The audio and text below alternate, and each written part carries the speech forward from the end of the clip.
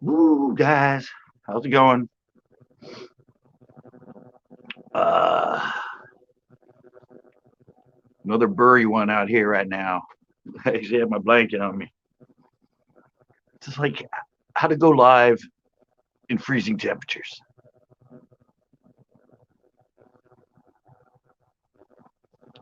So it's a little bit on the nippy side right now. Let's just say that. See that? That's without smoking anything. Oh yeah.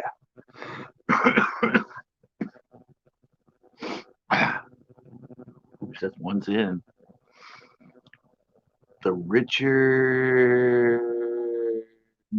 Oh, okay. I know him. I know him. He was in here. He was in here the last time. Yeah, right. Like I don't know him.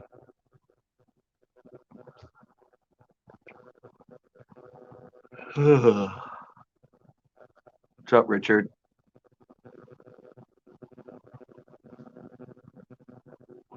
Wow. What do you mean? I was kidding. I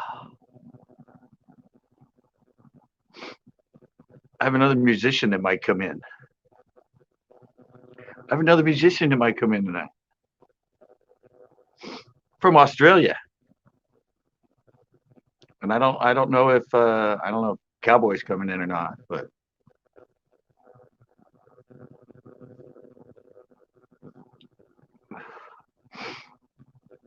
I have another. I don't know. He was on my live last night. He said he'd show up.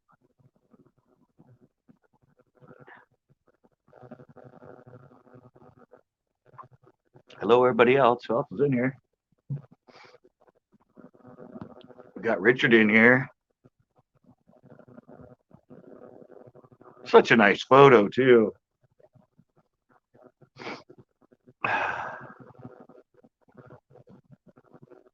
Since we got 4 people in here.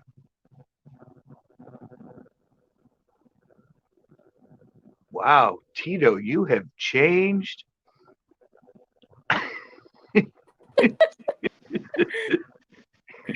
Tito's starting to look a lot like Paradise right now. Look at her face. She's like, "What? What is She's like, I remember that voice. this?" Well, these are all the weird voices that I hear when I stare at that weird thing. This is all the voices I hear when I'm chilling with my daddy. Yeah, exactly. The baby. Say hi, mamas. Yeah. Say hi. So how's she doing in school? Oh, she has straight A's. Really? Yeah. I know they start early. I figured she was already in school. Oh yeah, she was running yesterday. She got place in Soon track. college soon. Yeah. Can't stay. Just could say have a great show. Got to get up early. All right, NJ. Say hi, baby.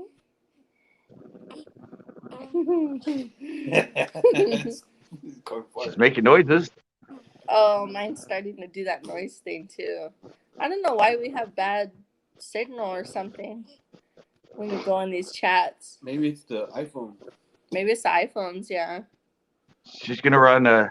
She's gonna run corn farts off the road as he's not paying attention. You see it What happened? on the text. You highlighted. Oh, how do you view the comments? No. Here, say hi. What's up, guys? What's up, Paradise?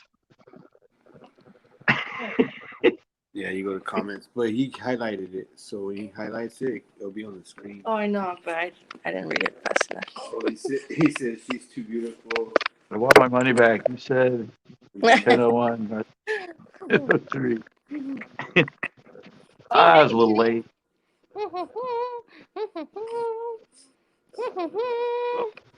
Oh, we got Richard in here now too. Hey, hey. Yeah, she We just got the caught her baby. TV yesterday. Oh, Hi, baby. You want fishy? I don't know what She these went faces are, fishing. but She's like, she just stares at it though. That's pretty cool. She is captivated. She'll be a vlogger one day. he's focused. I know. She's like, stares at it. She's trying to jump in the screen right now. Jesus. You want to touch it? You want to touch it? Huh? Say hi. Look at yourself. Oh, I blinked. We got 9 people in. Must be the baby. No offense, Richard. Oh, she's talking. Let's be honest, guys. She takes over everything. What's that? What's that? Say hi. Hi. Yeah, she's gonna be a YouTuber soon. What? She'll be that 4-year-old YouTuber. You can't jump in the screen, baby. Exactly. 4-year-old. She's gonna be on it by 2.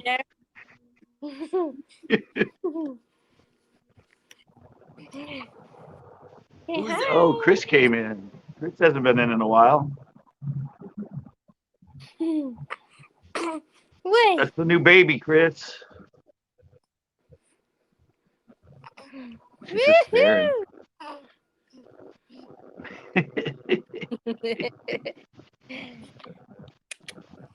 Say hi. It's cool that she's right in the middle. Boo. I like your light idea. Ooh. What's that? Why is what? Not you. I don't like anything about you. I'm kidding. Here, I'm gonna tell you my display name. Give me a second. Somebody messaged me. I wonder if Cowboy's gonna come in tonight. You better. Oh, hey, CP. There you go. Uh-oh. Uh-oh. Somebody asked last week what station I was being played on. I'll leave it up there for you. Oh. Yeah, I have another friend of mine that might come in. He's a musician. He's from Australia. Can you guys play a lullaby? Oh, there you go. Would- Do you know any bedtime music? She wants Twinkle, Twinkle, Little Star. Read bedtime music? Huh, baby? A lullaby. She's like smirking, like she knows what I'm saying. She's not done. She said, just wait till I start talking, guys.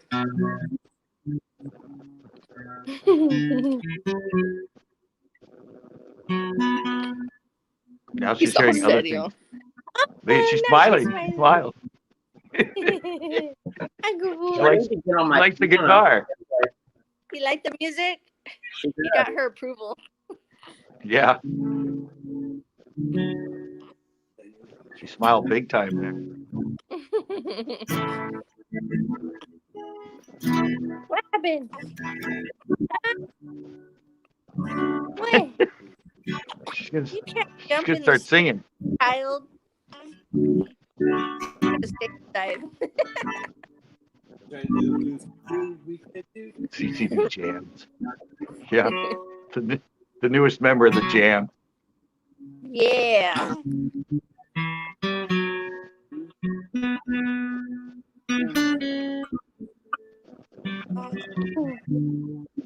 She's gonna start. Oh, wait a second. I bet I can see this one. Oh, I like we get the reflection in the guitar. That was cool. Okay, she's getting upset. Here's Tito. Uh-oh. Uh-oh. Uh-oh, Baby's- there's trouble. That's why she's getting upset. Because he was sitting there. She's like, I can't guys? see him. How come he's not on the screen? What's up, man? Let me move this There, that's over. more fitting. What if you can actually put a text, but you can't text either? So how's everybody's day? Although I'm freezing my ass off right now. It's a I Monday. know it's chilly. Hey, I don't. Hey, last week's thing went up. Full monetization, no copyright. Yeah. So I don't know if you guys don't play covers too good or.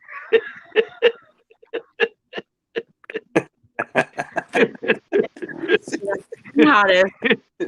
Or you play them originally enough that they're like, don't know that song. They just want to Thanks, keep us thanks. up because they want people to hear us. Yeah. You. Yeah, I don't know what it is right now. Let me check here. Linus. You keep blinking out. We're at 46 right here in Salinas. Yeah, I'm 46 here too. What I are got you? my What? blanket. I got my blanket on. Okay, He came right here. Yeah. It's like how people do the camping in blizzards. I need to do the live in below freezing temperatures from the porch. Maybe I get some views on that. gotta get a heater. I We know, should huh? do things that we can sleep with you. You just sleep while we stream, and we all just hear you snore. It is 25 degrees where I'm at. Wow. There's a reason I'm inside. I was gonna say you're inside. I'd still be outside even if it was 25.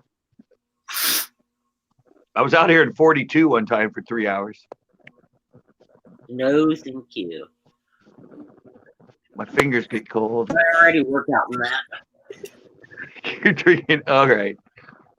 More of my falling down story from Jess Fish. Seen that. You're drinking wine. You might need a helmet too.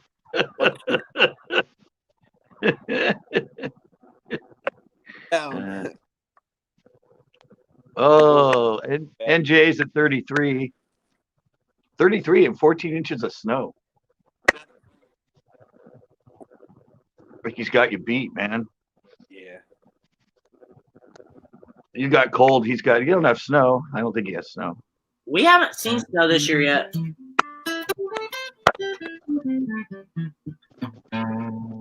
But I'll take it. I don't like snow. I'm not a snow person. Is Pinot still? Did it? Is Pinot going to be open, Chris? Because we're on lockdown now. They closed it last lockdown.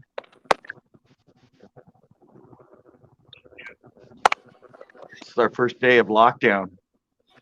You want to message Cowboy and tell him to get in here? And also, what's his name? Get up in here. Bait? Yeah. Said it was. I don't know. He was with him. I can't get a hold of him. On their phone. Tito doesn't have their I was number. gonna go. Yes. So it was open today? Well, that's good. I was too hungover. I'm gonna go to yesterday. Well, it's Santa Cruz County, so they might not be locked down. Look it up. Look it up. Find What is? Bait and Cowboy. We'll see if my friend Ozzy comes in. Of course, I haven't put the link back in a while, so.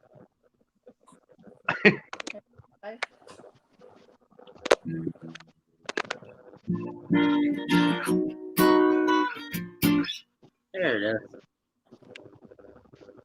Did you plug it in? I'm starting to freeze, so I'm I'll go back. Yeah, you're freezing in and out a little bit.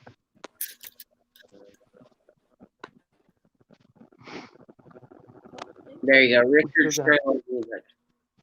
Put it in there. RSM. Now I'm a CCB of RSM. Hey, I joined Joe. Uh-oh. He's gonna try to come back in. You go. I was on another stream with musicians, Uh-huh. and they had out their things, and I was asking them to play stuff and that, and then they got like mad at me, and they both left. Huh. I was just asking, it's the same way I did it last Monday when I was saying, "Hey, do you know this? You know that?" And I don't know. I don't know. It's weird.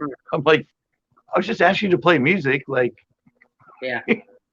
Don't stop maybe with the guitar if you're not going to play music, right? well, one guy did some good. He did his own songs. He did one on the keyboard and one on the guitar, and then Yeah. I don't know. The other guy never really played, and I was like, I messed out my keyboard one of these weeks. "Oh, you play the keyboard too?" Yeah, I'm a pianist. Pianist. I don't know. But I only have guitar solos on the radio. I don't have any piano ones.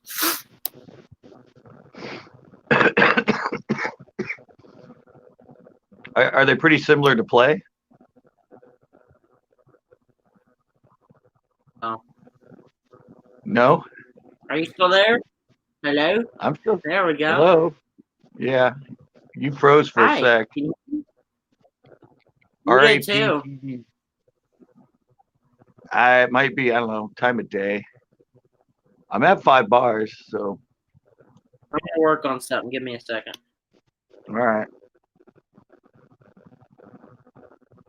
Gaming right now. Need to play a little bit of this, a little bit of that.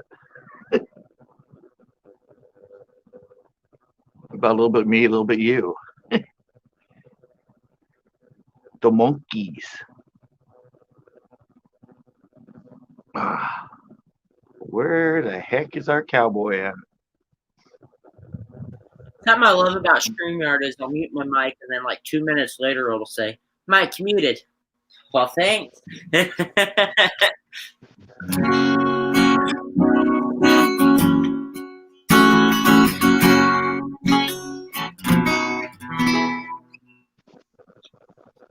What you drinking there tonight? Steel 211. Ooh, I really need like whiskey so I get warm. that's what I'm drinking. Water. Yeah, I had a bunch of that today.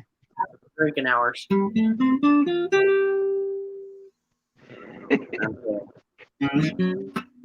They're talking about Tito Tat that he lost in my last show.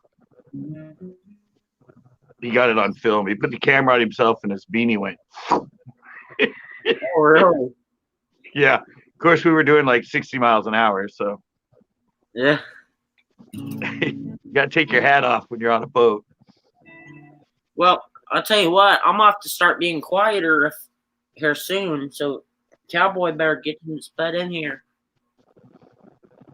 If Well, he knows. my friend Ozzy that said he was going to come in. Uh-huh. Is he in? No, he said he would. He was here last night. 2 in I the said, afternoon? hey, I got some guys that come on and play music. You should come in. Yeah, it's probably like 2 in the afternoon there now. Yeah. Yeah, he does music. His videos. He puts up videos of his music or songs. I guess he just put a new one up like yesterday or something. Huh. We'll see if he shows up. RSM. Okay, guys. It's not. I'm going to take that off. My name is not RSM. Yeah, sure. Not 98.7 FM wouldn't show the way I had it last time, and somebody had asked me to put that up there. So I put it up there. Because they're like, "What station are you on?" I'll take that. Here, I'm going to do this.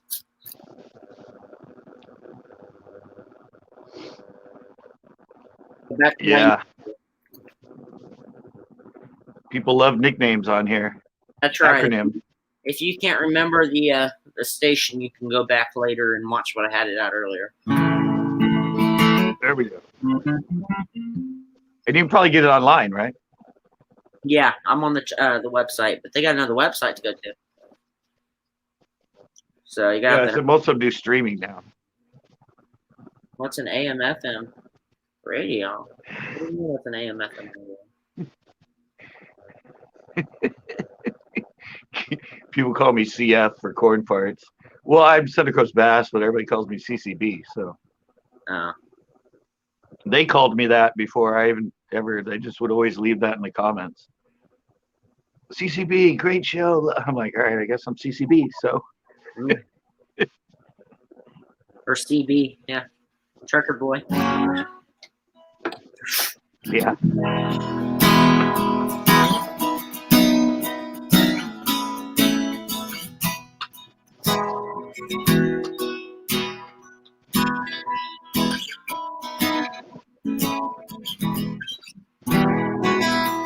Where I spoke a word, you were singing your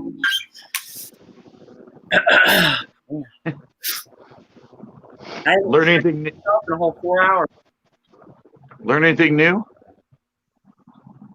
Not enough to play tonight. Not enough to play tonight. I had a long week. I got 2 new songs on the radio. Wrote one with a guy by the name of Aaron Pelsu. I don't know if you've heard of him or his music. He's a mega worship leader down here. And I'm also connected with a guy named Cody Carnes. He's also on the radio for Christian music, and wrote a song with him. So. Tito never came back in. Interesting. Well, I hope we can get this going at some point. Monday jams. Yeah. That's what you're going to start labeling this as, like Monday night jams. Yeah, it'll be Palo Mondays. Or Monday night jam. Monday night mess around.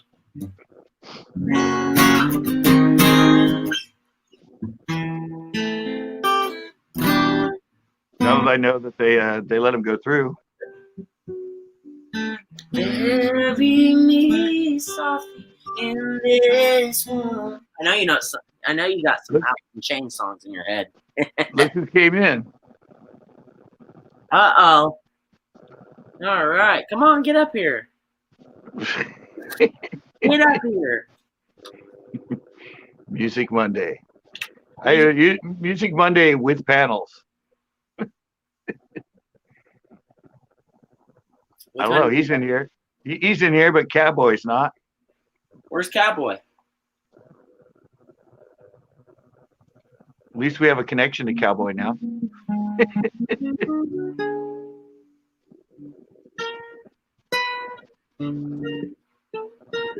I saw. I don't know if you know Nicholas Green. No.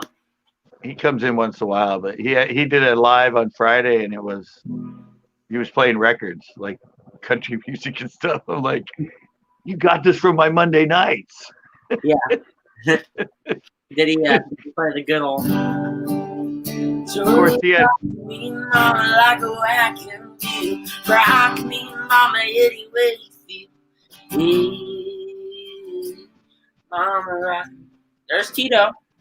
Oh, he's back. Mama, like the wind in the rain, rock me.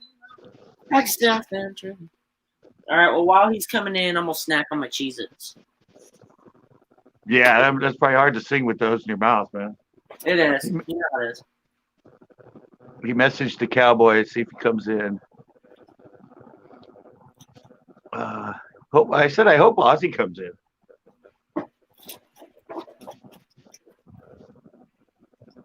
He does. Yeah, he's a good musician. Australian.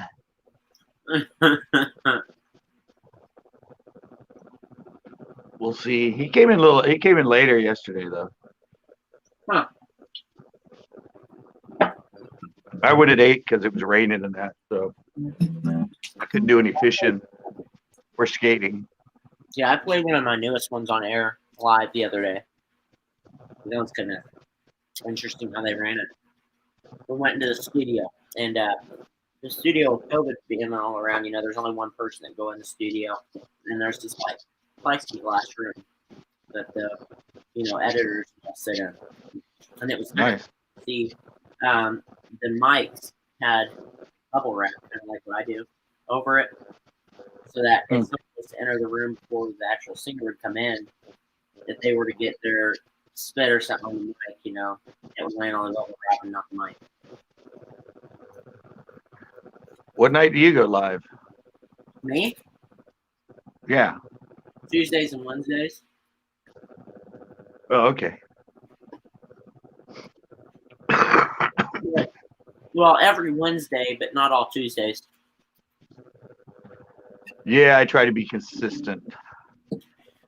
It just depends on what I get going that week. I'm playing a lot of shows now. Oh, really? Nice. Yeah, so, and a lot of them land on Tuesday nights. So, sorry, you eat one cheese, you gotta have another. Well, that's good though. We can't play any here. Play some acoustic grindcore.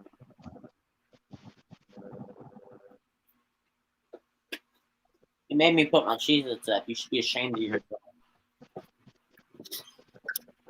Play some acoustic grindcore.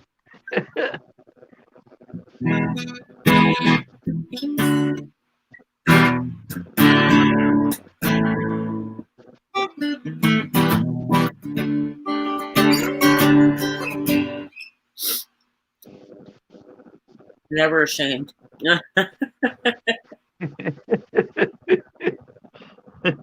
His name says it all.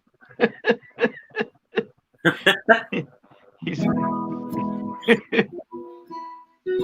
was like, I had a troll in yesterday. Oh, did you? And he tried to get me with. I heard you have hemorrhoids. I'm like, dude, I've talked about other stuff up that area. That's not going to offend me. You should have been like, yeah, and I heard you're the doctor that treats it. Yeah, exactly. And then he tried to say I was on crack, and I just joked about it. He goes, "Oh, uh-oh. Cowboy can't come up." Well, Cowboy, Here's a solo. I'll be watching this later, Cowboy. And that's an excuse, because I warned you a week ago. He wanted more dueling music. Well, the saddest part is I made fun of him for not coming up, and then he has a real sad reason when next time he does, and he tells us about it, and then we all feel bad for making fun of him. Yeah, exactly. Who said? I don't know. It was. Oh wait, somebody else is in here now. Bassmaster. Is this Chris? Oh, this is Chris. Hey, what's up, guys? Merry Christmas. Merry Christmas. How's it going? Doing good. How you been, Scott? I've been good. Haven't really been fishing. Not good. I've just been Yeah, hanging you out. taking a break? I don't know. It rained Sunday. Rained yesterday, so I couldn't go. And we did have that big long trip to the Delta a week ago. Yeah, I think I saw something about you getting pulled over in a boat or something, missing a light. Yeah. California Delta Sheriff's got us. I'm surprised they got their own Hop department. on back, Chris. Well, they're on a Delta 24/7. I mean, there's all kinds of stuff going on in the Delta. You got all this, the big tankers going through and hunting everywhere, and who knows what else goes on that thing. It covers 12,000 square miles. I mean, Holy crap. yeah. Yeah, it's a big space. Yeah. Control all of it? Yeah, they patrol it. I don't know how many boats they have on. They have boats that are on there all the time, every day. That's their job. They just had to be there because of the boat parade. But at least Jess Fish didn't get a ticket. That would have been fun after a great day of fishing. Oh, unicorn. Everybody's trying to get somebody else to come on. So you fish Pinot? Oh, he's muted. He's talking to his kid. What's the song? So you guys playing around with any Blake Shelton kind of stuff? Blake Jalton. Blake Shelton. Blake Shelton. Not me. Luke Combs.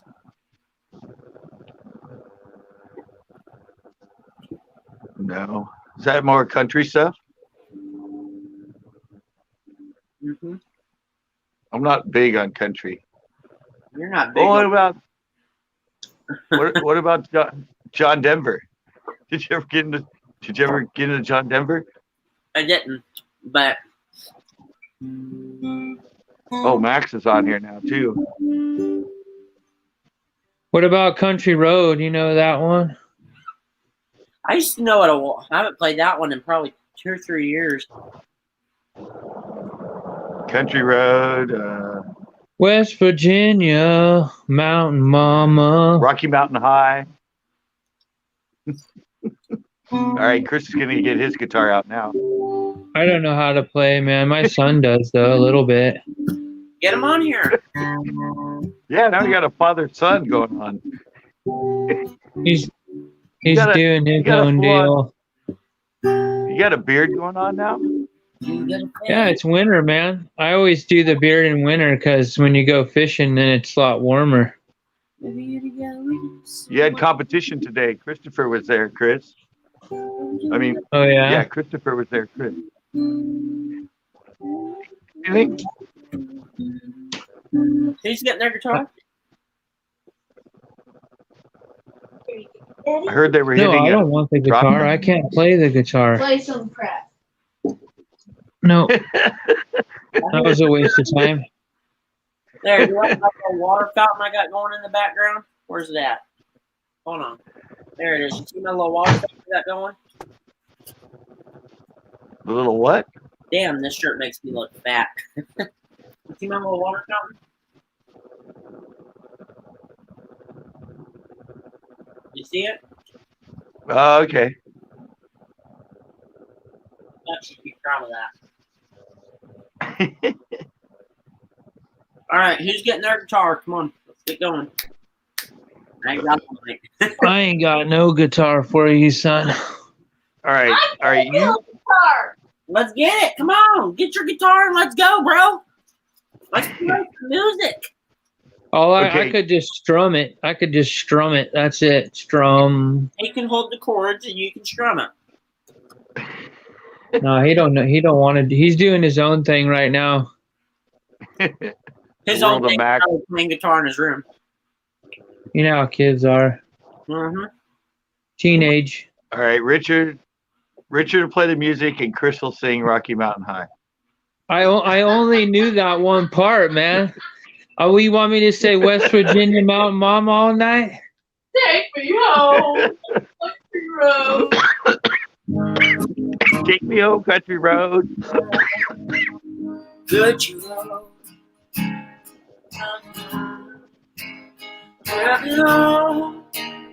West Virginia. I don't even remember how it goes. I haven't learned. Like I said, I haven't heard that in years. It's a classic, though. Rocky Mountain High, isn't that the other one? Do you know like Aaron Lewis song? Aaron Lewis. Yeah, give me a second on that one. He sings hey, Max, what's that Aaron Lewis song we like? Country boy. Country, I think it's called Country Boy or something like that. That one's a good one. How's it go? He's talking about how he, in the video, like about how he went to Hollywood and sold his soul to sell some records, and the guy who like he's talking to and he signed the contract, kind of like singing with him about how he has to like get rid of his wife and whiten his smile, lose some pounds, get rid of his friends, and he'll make it in Hollywood. No, but I have it saved. I'll learn that one this week. I'll put that up. On my It's actually a pretty good song. I thought you said you knew one, Richard. Do what? I thought you said you knew one. No, I said I'm gonna learn A that different. one and put that up. That sounds Oh. like Was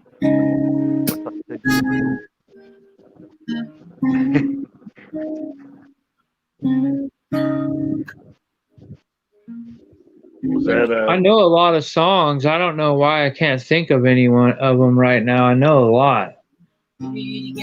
Somewhere, getting places better. Starting from zero, got enough to lose. And we'll make something. Oh, you listen to Tenacious D? Yeah, Tenacious D is funny. Oh Lord, let's play it. Come on. You know, Shirley, you know this. you have one?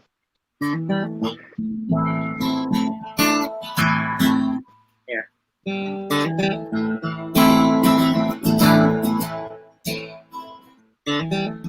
Long time ago, me and my brother Kyle here, we was hitchhiking down along some road. When all of a sudden, there's shiny demon in the middle of the road. And he said, "Play the best song in the world, or I'll eat your souls." Sure. Me and Kyle, we looked at each other, and we each said, "Okay." So we played the first thing that came to our heads, and it just so happened to be the best song in the world. It was the best. Hold on, I'm playing a standard. That song's played half down. Looking in my eyes and it's easy to see. One make two, one make three. It was destiny. Yeah, I know that one. That's an old song. It's an old song. Hell yeah, man. I just caught a trophy black bullhead on my fishing game. That thing looks cool. Christopher caught a crappie at Pinot. Oh yeah, that's cool. Congrats. Good song. I caught tumbleweed. Ballad of Curtis. This one? Ballad of Curtis Lowe? Who sings it? I don't know. Ballad But of- he likes it, and Backroads likes it. Well, I'll tell you what. I don't like the name of the song or your name. And I'm an honest person. Not stuck in my head. Let me go look it up. What is it? Curtis Love. Oh, Curtis Lowe. what's that other song they sing? Leonard Skinner. I don't know. You got two people that know him. I'm sure you'll get an answer soon. I might recognize the song, but I don't recognize the name.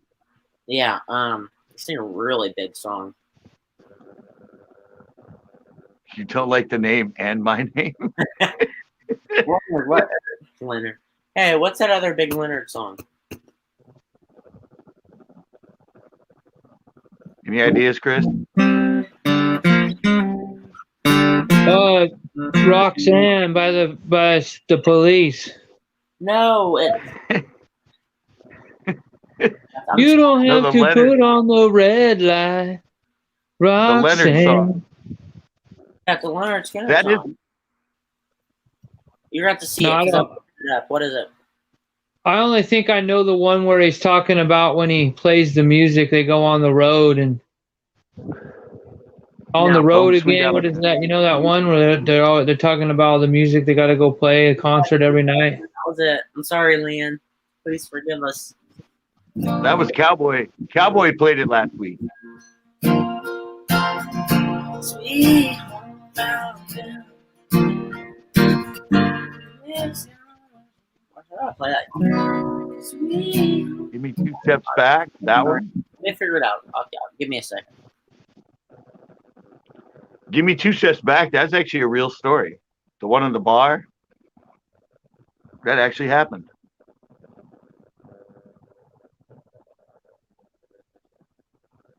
I heard that. Don't ask non-questions. Sweet home Alabama. Found it. Where the skies are sweet.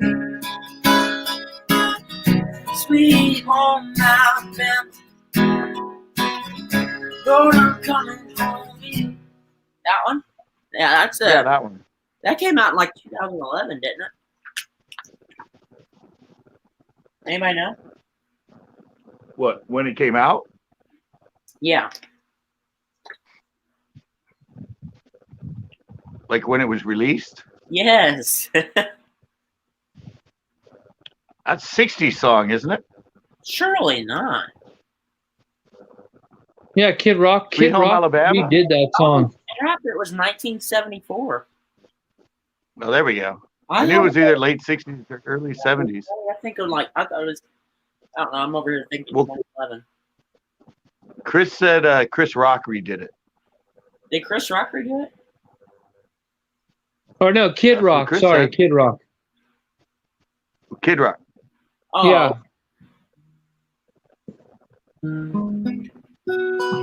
Chris and Kid, comedian, musician.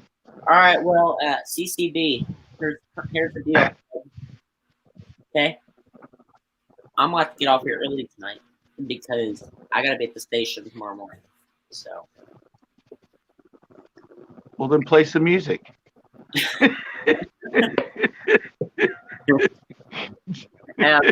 Before I leave tonight, I will put it'll be at 7:30 in the morning, and I'll leave the website you can go to hear me live on the radio. Nice. So what do you want to hear? Well, actually, don't tell me what you want to hear because I don't know any of your stuff.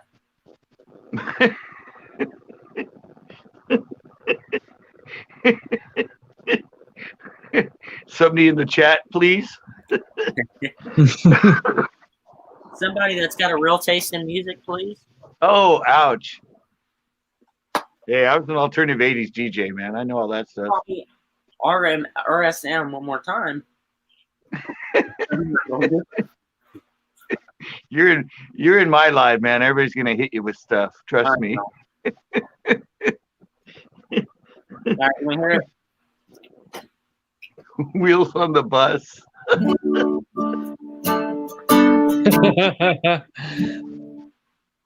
I get a drink for this one, man. I'm gonna play this just like the old nurseries, way up in the. Give me that. Yeah. Want to hear Wheels on the Bus? All right, I'm gonna need silence for this. Go round and round, round and round. I love that song. All right, you ready? The wheels on the bus go round and round, round and round, round and round.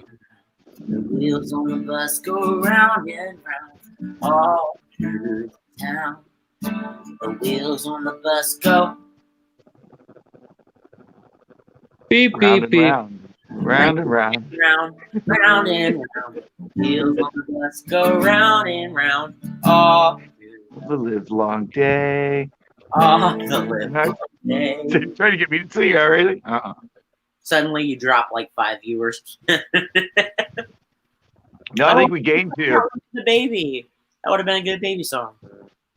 I know. You blew it. You had your melody back then. You should have thrown that out. All right, any more before I head off?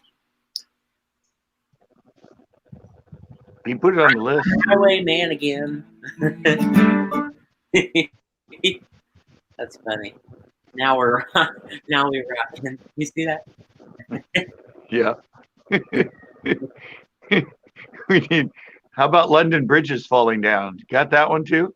I don't know. I haven't heard anything about London. Sorry, London. How did we get into like young children's songs? We had Tito had the baby in earlier. Oh, that's right. F G H I J K L M N Q R S.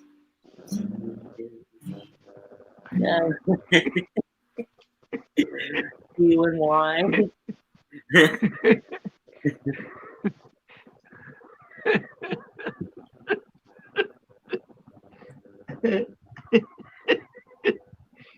How about TV show? Oh, do you know Sanford and Son? Who? Sanford Exactly. and Son. I don't Yeah. know. I've heard of the name, but Dun-dun-dun-dun. Dun-dun-dun-dun-dun-dun-dun-dun-dun-dun. Oh my gosh, Scott, you're going way back. Oh, here, I got an idea for you. Here, hold on a second.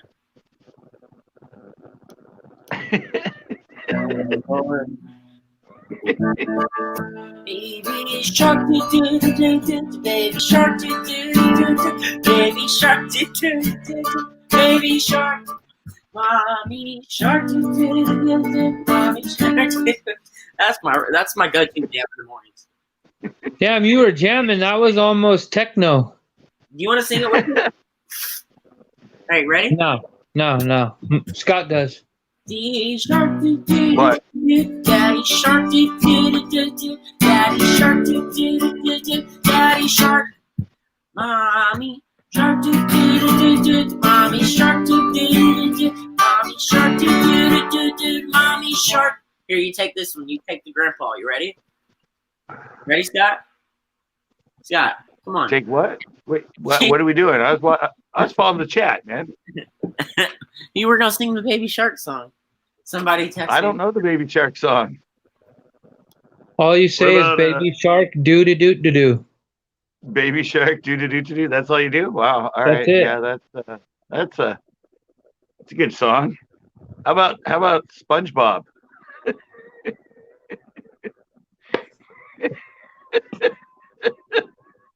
Give me a second.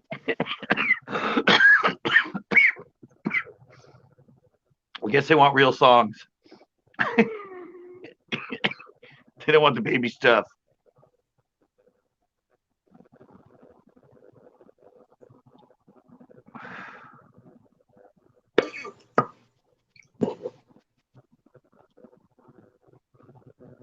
So what? No, be All kind, right, guys. Come on.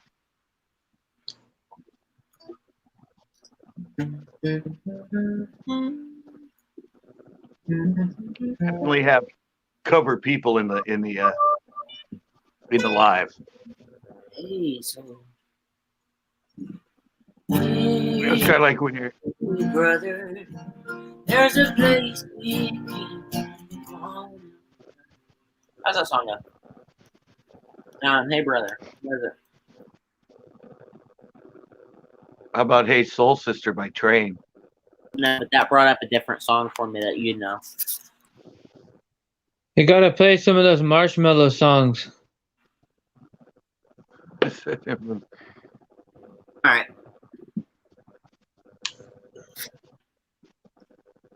You know this one? I haven't played this before in a long time. Hey, brother, there's an endless road to be discovered.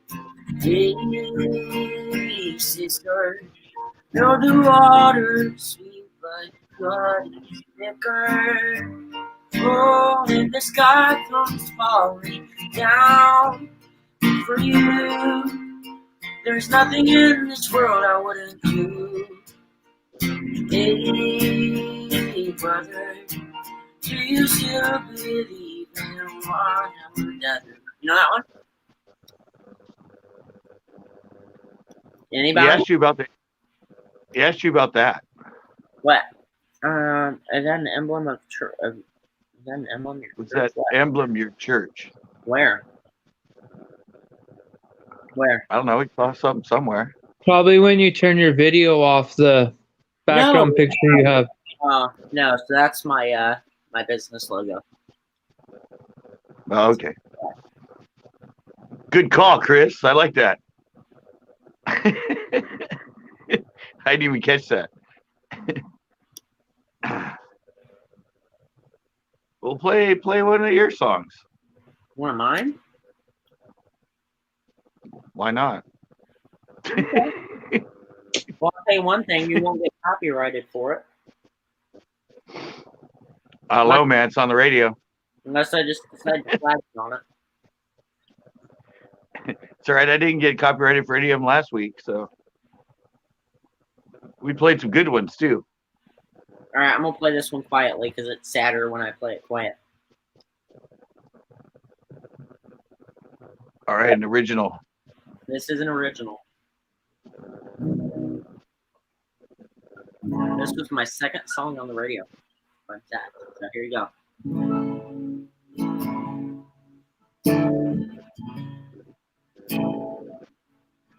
Faith's not all that I see.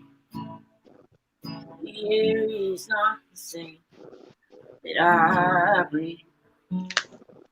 Strength it takes to believe the love you show set me free.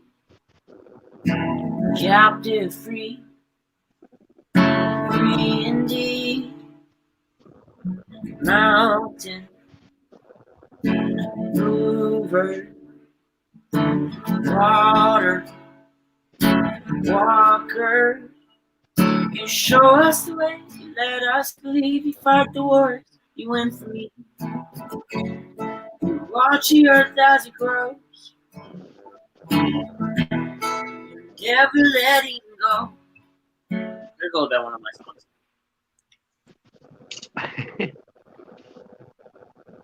That's all you get.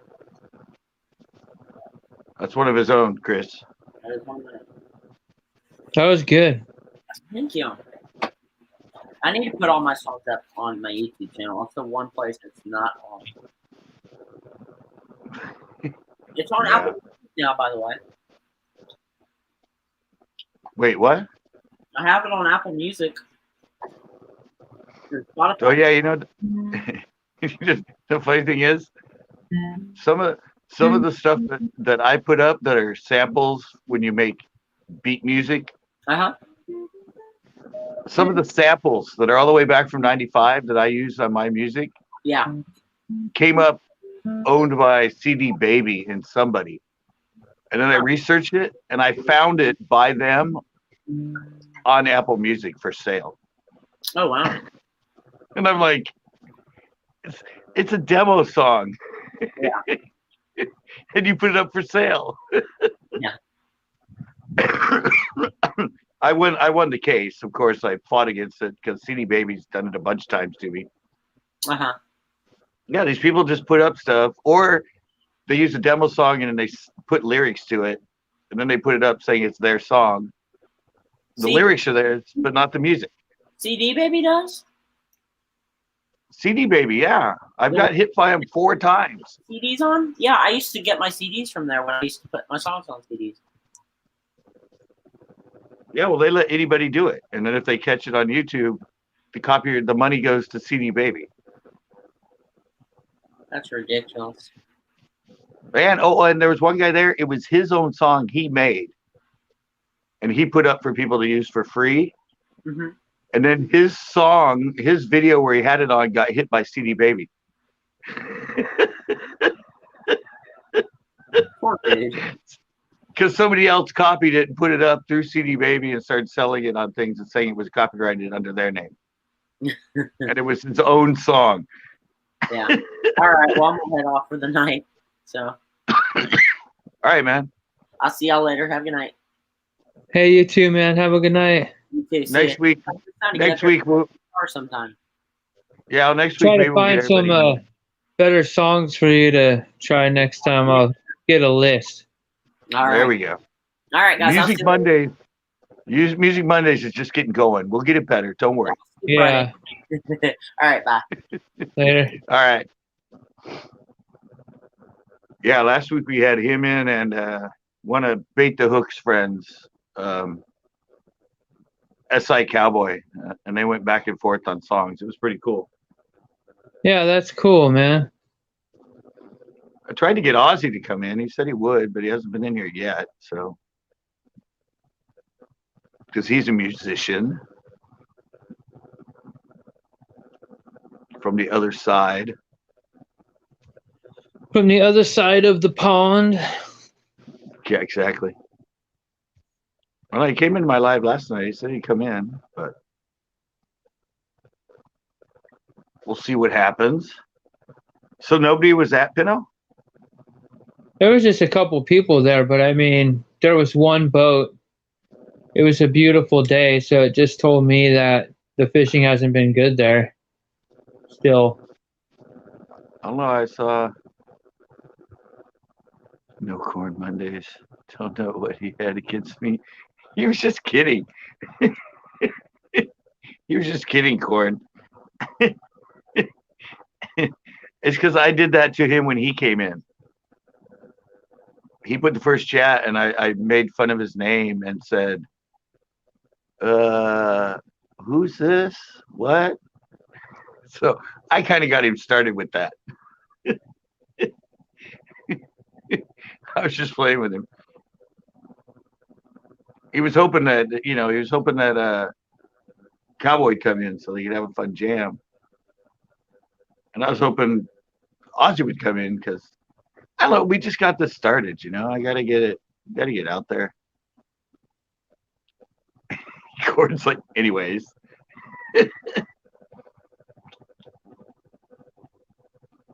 Oh, come on. No feuds here. Come on.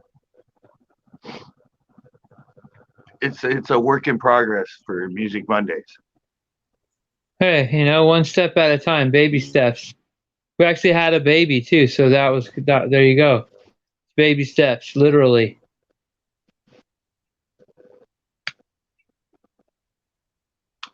Wow, it's actually blinking me now.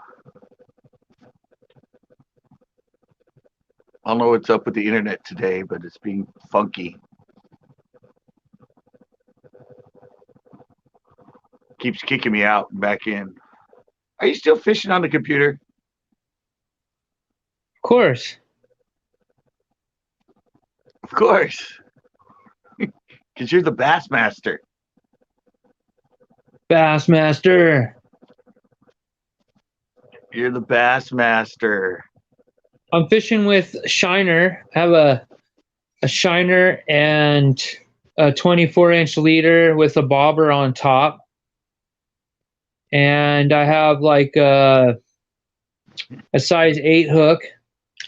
Oh, I just got something here. Here we go. What do we got? Is it another? It is a channel catfish. I got a channel catfish that weighs like 2.5 pounds. It's pretty sick. 7 a.m. Eastern. That's his next gig. Corn can't cook. Can corn cook corn? Corn can't cook. Do the do.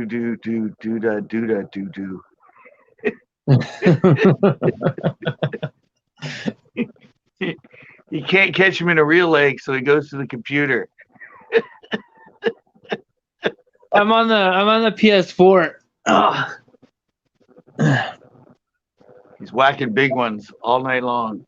I am playing a game called The Fisherman from Fishing Planet.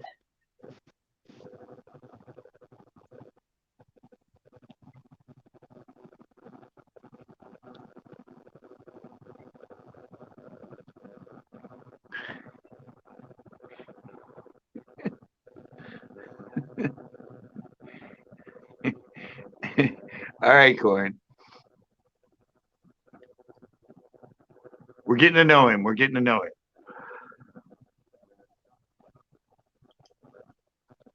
PS4. He's on PS4. Yeah, PS4. Playing Fishing Planet. He tells me about all that. I can't believe I still didn't do that Sims World. You should get a fishing game for your computer, Scott. I used to have one of the old ones, like a 2008 one. You should get one, and then that way, when you're not fishing and you have a little spare time, you could play it for like an hour or something, get some fishing, I did it, but I did tournaments, and I won every one I played in there. I was just kind of like, all right, I'm kind of over this. It actually had like 4-day tournaments where you played against other people. Yeah. See, he said he was just kidding around, Corn.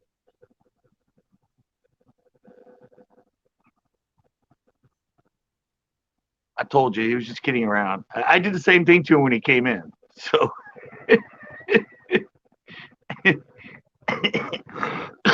I pretended like I didn't know who he was. Corn's hot right now. Oh wait, who's in here? Oh, really? You're gonna come up here? Welcome, Nicholas. What's up? Not much. How's it going? I'm just chilling. I just come from another live stream. You gonna play some records for us? Because this is now my Music Mondays.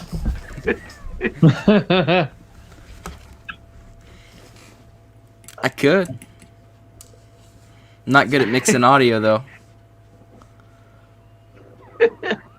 No, I just saw See the- that other one you were in. You're live when you were playing all that cool. Yeah, the records. Yeah, I asked for a couple records for Christmas, so maybe I'll have some new ones. I like records a lot. Did you get dinged for that or no? Yeah, I got probably 30 like copyright, I knew. and so I took it down as soon as it was up. I took it down, and I had it demonetized Chris, because I know they would do it. Oh yeah. Well, remember, Chris, you were in that one. Remember when I was playing all the '80s old hip hop and everything? Oh yeah, that was fun. Yeah, and then same thing as Nicholas. I got a list of my playlist on YouTube. Copyright this song, copyright that song, copyright. I'm all, wow. They knew the names. Some of them I didn't. Right? You got like updated. Yeah, but you can still get your super chats while it's going on, Nicholas. So it's kind of cool. Yeah, yeah, it's funny because I don't know if you know J-Dubs Outdoors.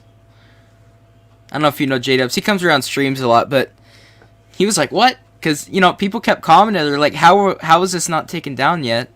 And because I did one before. That was my second one with records, and all I do is I click non-monetization, so they can't take it down for. No, mine was monetized, but it's really funny if you leave it monetized. During the stream, it'll come up with a little thing at the bottom, and YouTube says, "Copyright music detected on this live." And I just let it go. I mean, they caught the every video's song, still up. every single I song. knew they would. Somehow, Oh, yeah, they're you could good. be yelling, and it could be in the background, and it catches it. It only takes 10 seconds. If they can Yeah. trace it for 10 seconds, they got it. That's crazy. I There's I got- false copyright strikes, but they can still detect that within 9 seconds. Oh, right. They got that Well, I've figured had it. out. I had it. I was at Pinot one time live, and actually it was an uploaded video, and I was standing next to a guy, and he was playing his music on his phone, and all of a sudden I edited it and put it up, and it said, "Copyright music detected," like 8:03 to 8:50, and I'm like, "What?" And it was some like Mexican song. And I had one on live at the pier. I walked out the end, and there was a guy out there playing his music, and I guess it was enough that picked it up, and I was talking to him, and then when I uploaded it, and it came up, "Copyright music detected," and I'm like, "What?" And some guy was standing next to for 30 seconds at the end of the freaking 3-hour live. It's crazy. I know, you can fight it though. Like on videos, I don't even use music. I just no, because you never know what they're gonna do. Yeah, that's a wall tapestry. It's real dark behind me though. What's up, right strapping? Corn's finding out fashions behind you. I like that. Ooh, is that a wool tapestry behind you? That's what I do to other Oh, they're people. asking- The hat? No, I did. It wasn't given to me. I bought the hat when it come out, so it was only like $30, but now it's like $200. Oh, Chris ducked out. What happened? Well, you must have lost it. It's my leopard gecko in the tank. His name's Leo. He's like 10 years old now. But Oh, is that what that is? I was going to ask you. on your Yeah, live leopard talk. gecko. Yep. Nice. He's laying in his under his rock now. Could be lava fish or something. I don't know. I was burning incense whenever I do my lives. People are like, "Are you smoking?" And I have to show them, no, it's incense. I like that one you did, though. I like the Monday one. Yeah, I like doing those. They're I said I might like- start doing more of them because you get a lot of people in. You can play cool music. You can still get your super chats, and then after Yeah. that, it's done. It's just fun being able to do it without like, getting taken down instantly. They 'Cause, don't take it down though. They don't. No, They just changed the monetization, and they can't strike you, can they? Can No, they all strike you that's for that? No, none of that's a strike. That's just the money just goes to whoever owns the copyright. How do they I split bet- that up? If I played 50 songs, how do they just 50 They would people split get it up. splitter? Yeah, they would Holy split it up. cow! They wouldn't get Yeah, like they have to anything. I probably had like friggin' 200 or 300 of those in my time, and I played Kick-Ass, the movie, and I commented over it. Right? Yeah. It And they got just- taken down. It got taken down from YouTube. Oh, it just got took down. Yeah, no, I it's know, still there, but Whenever the KSI and Logan Paul fight happened, there was a guy that he had his glasses on, and he had the camera pointed at him as he was watching it, and he was able to get the video that he was watching in his frame of glasses, so people could see it through his glasses, and they couldn't take him down for that. It's like couldn't take it all down these for the audio? No, I don't know what happened. They didn't take him down, but he was able to do that. What did I play? Oh, nothing. he's just there's the comfortable when he's TV. live. I lay on my bed over here against the wall and play games. This is just when I'm sitting. Hey, did you see my comment last night? Or the other night? Yeah, I seen it.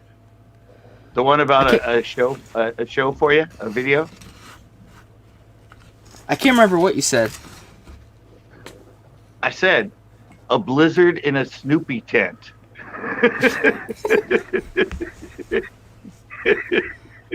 Your first one was raw, and you're doing these high-tech ones. I think you need to go back to like SpongeBob or Snoopy. Like Powerpuff Girls.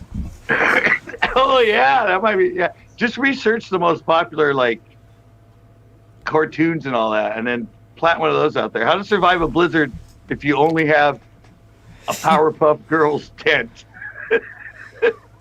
They always put crazy comments under the 70 sub special, like, what would he do for 500,000?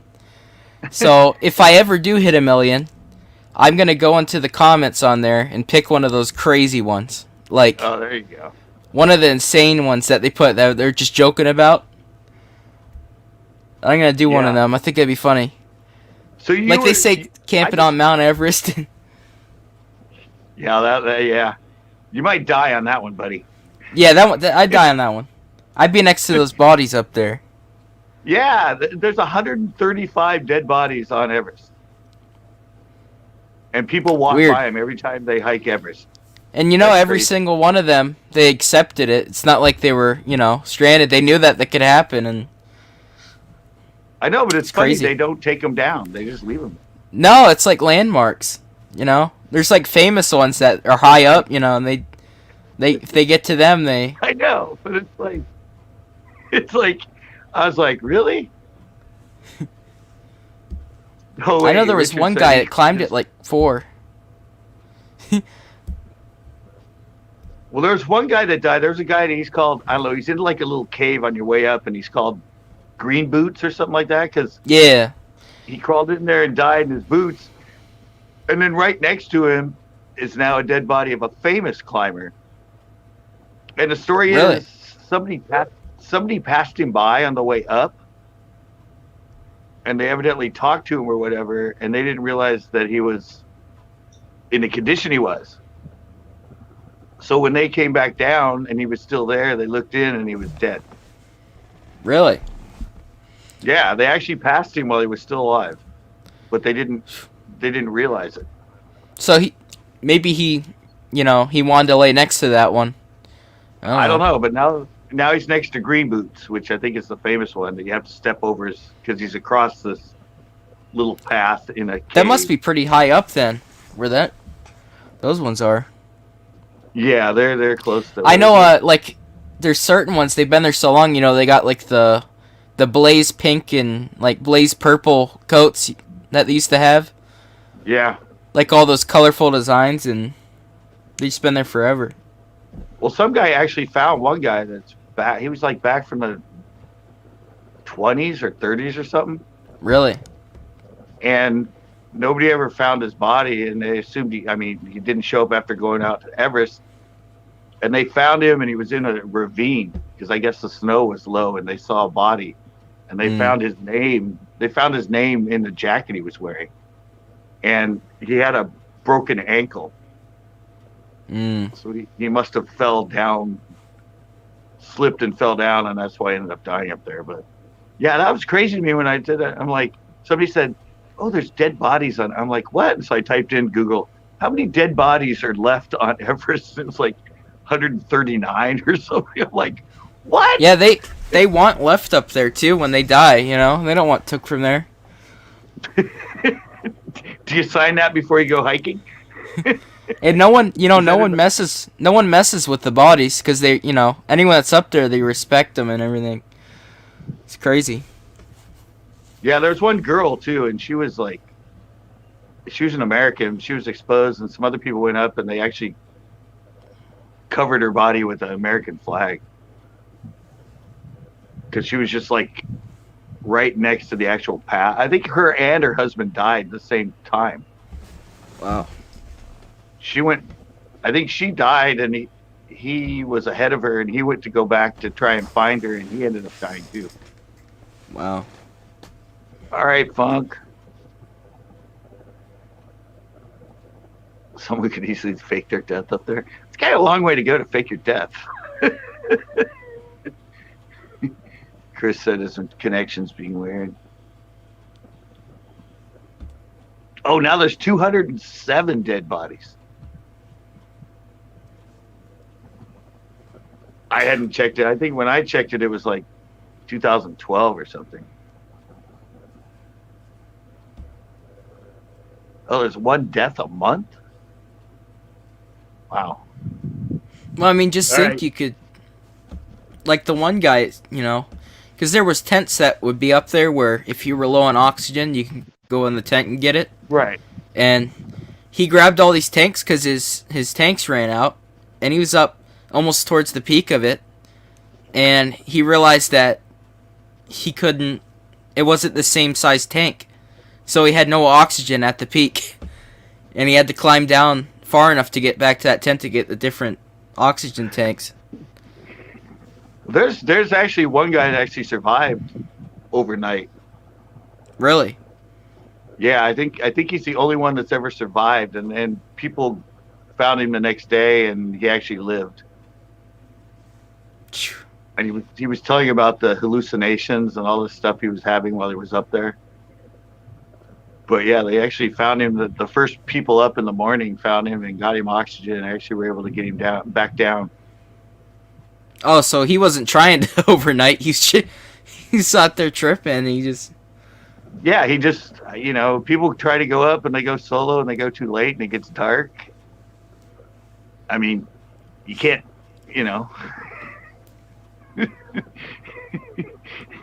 that'd be a prison sentence. Yeah, I don't like the cold anyway, but evidently. If it wasn't for the altitude and having to have a lot of oxygen, a lot of people could probably do it. But it's like with the oxygen, it just, if that malfunctions, you're dead. Well, there's actually people that try to do it without oxygen. I think Really? somebody's actually done it. Yeah. Holy crap. They got lungs of steel. Yeah, they said, I forget the percentage, but they said the percentage of oxygen up there is like I don't know what percentage less than on normal elevation, but yeah, and there's been people that have tried it with no oxygen. And I think somebody did succeed once. But the amount of time, the amount of time you'd have to breathe. Like, I mean, they kind of put thing of what the exercise or whatever would be. And that air is so cold too. It's not like it's just no oxygen. Oh yeah. I mean, I wonder what the wind chill is up there at points. Oh, dude, it's like minus freaking 100 up there or something. If you get it goes wind. back into Fahrenheit, doesn't it? It's so low. Yeah. It just. My cousin brought home a picture a climber took on the top in 2007. It remains there to this day. I think there are 3 pictures online. Wow. I mean, you're the extreme guy. I'm a California guy. You know, I can't handle below 50. I mean, what do you think the accomplishment of climbing that would feel like? Yeah, how many? Well, I mean, we have Richard looking. How many people have actually climbed Everest? I wonder. Plane crash into the mountain. Movie Alive, 1993. I haven't seen that. How many people have actually climbed Everest completely? I don't think it's that big of a number. Yeah, I couldn't handle that. I mean, I've climbed some mountains here in California, but it's like 80 degrees out when I do it. I'm wishing it was colder.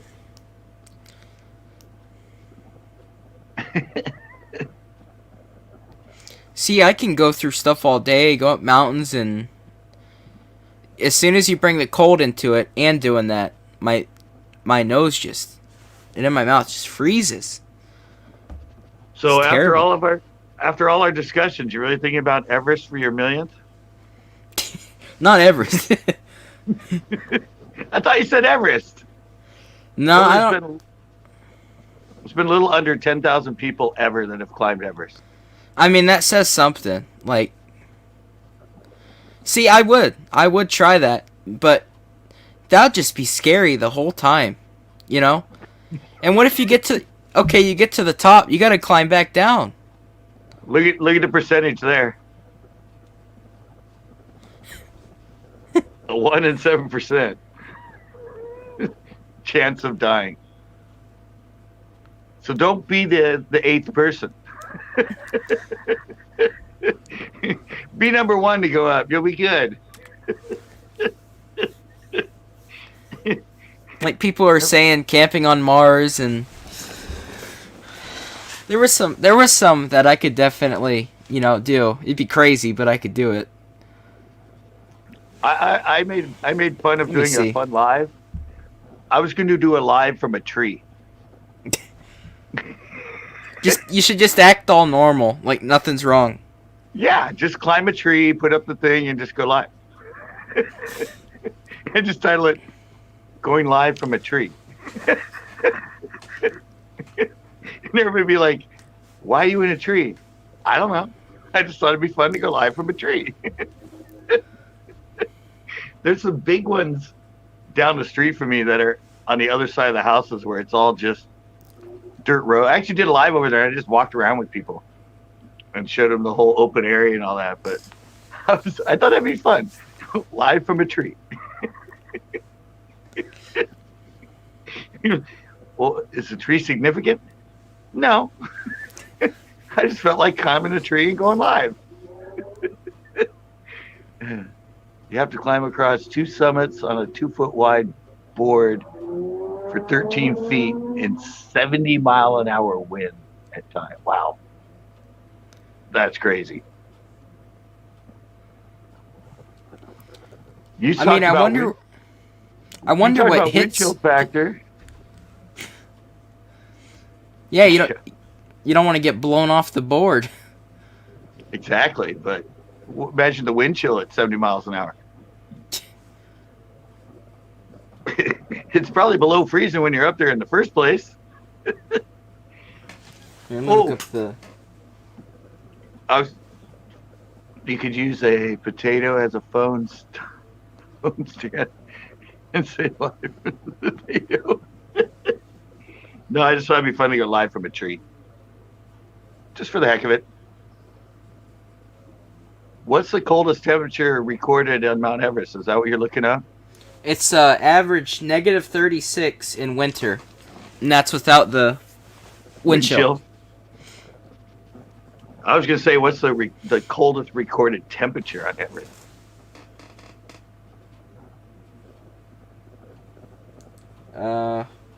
Good.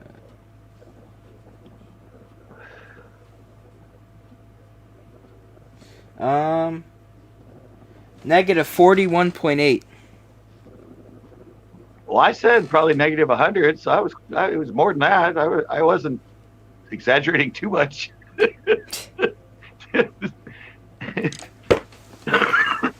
An 81-year-old is the oldest, and a 13-year-old is the youngest to climb Everest. You know, it'd be interesting to get like a whole group of people, like 50 people. See how many people die. You got the 1 in 8, so you gotta divide it up. You just start seeing them drop. It's like the Oregon Trail. Yeah, going up Everest. It'd be nice to take up a sled if there's any parts that's open when you're coming down.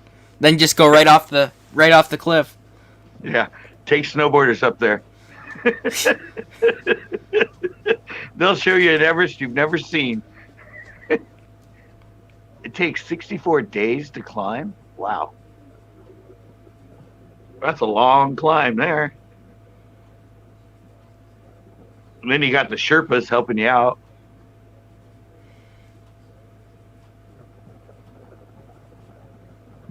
Well, we're giving you lots of camping ideas there, Nicholas. Yeah, huh? Solo overnight death camping. Yeah. I gotta upload the video before the video ends. Yeah, that'd be good. Will this video succeed and you just have it ready to go the whole time? Like, all right, guys, I've got to upload this now. You might never see me again. Just think how big that'd be, though, on YouTube. That'd be like... Well, what about this one? Look, you said somebody was married on the summit.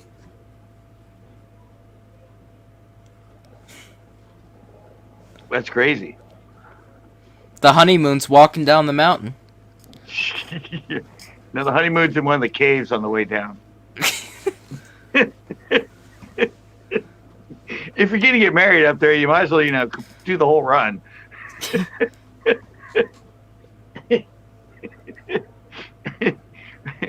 I've never seen anything covering up this cave. What's going on in there?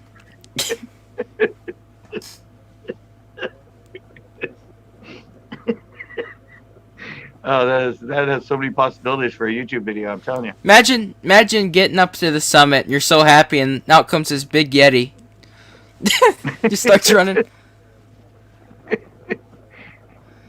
Oh, a guy with a prosthetic arm and leg made it to the top.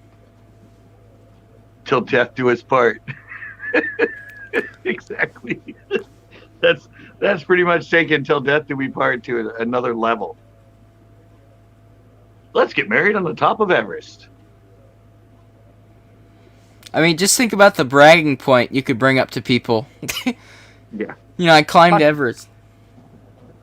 And we got married. Yeah. Talk about a mile high club. A mile high?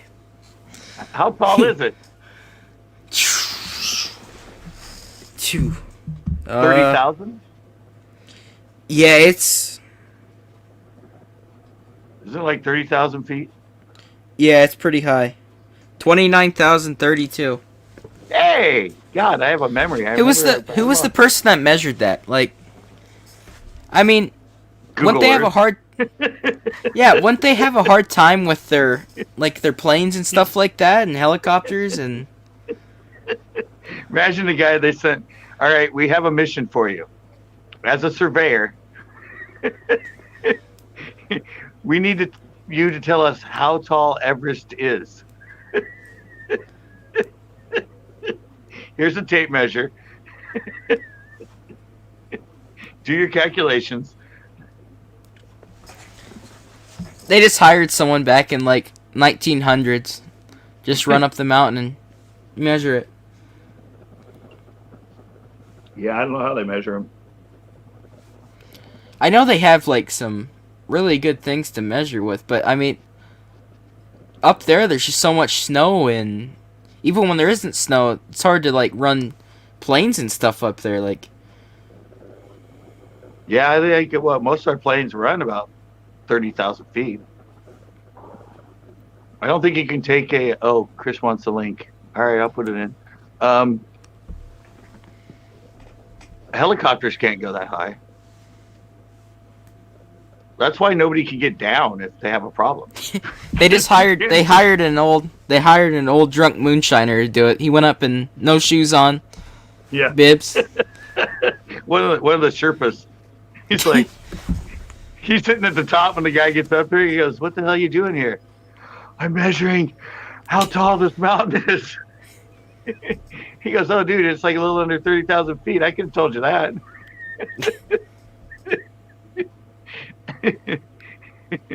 Hey, wait, no way. This is not true. There's no way that happened. Oh, wait, I forgot to add him. Did you read that? I don't think that happened, right? You can't have a child on the top of Everest. Talk about And frostbite. Did they have a big old like slip and slide all the way back down the hill with the baby? I don't know. He said that's what it says on Google. I've never heard that. That's crazy. That's totally crazy. How would you hike up there that pregnant? Then they got to go back up and give birth up there too. Baby's got to make it down Everest. I know. Well, he said the youngest person to climb Everest was 13. So I guess the youngest to climb down was like 64 days old. Right? I mean, said it takes 64 days to get up there. It's going to take that long to get the baby back down. Oh my gosh. Isn't it faster going downhill though? If you're falling. No, I think it takes. Yeah, unless you're a snowboarder, I think it takes probably longer to go down than it does to go up. Takes me longer to go down a hill than it does to go up it.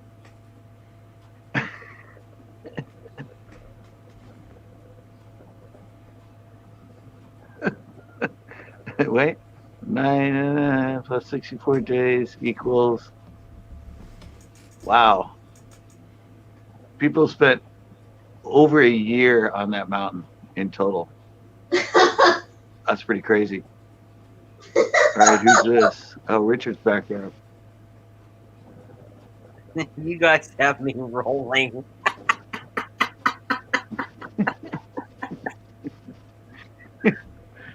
I said I didn't think that was real. Stop. Can you imagine though? Somebody, a grown man, climbed Everest in high heels. Wonder if anyone's made a snowman up there. Oh yeah, what is it? Really, they have. Or a Christmas tree or something. Huh. Something fun. I wonder if someone took a leak to see if it would freeze right when it came out.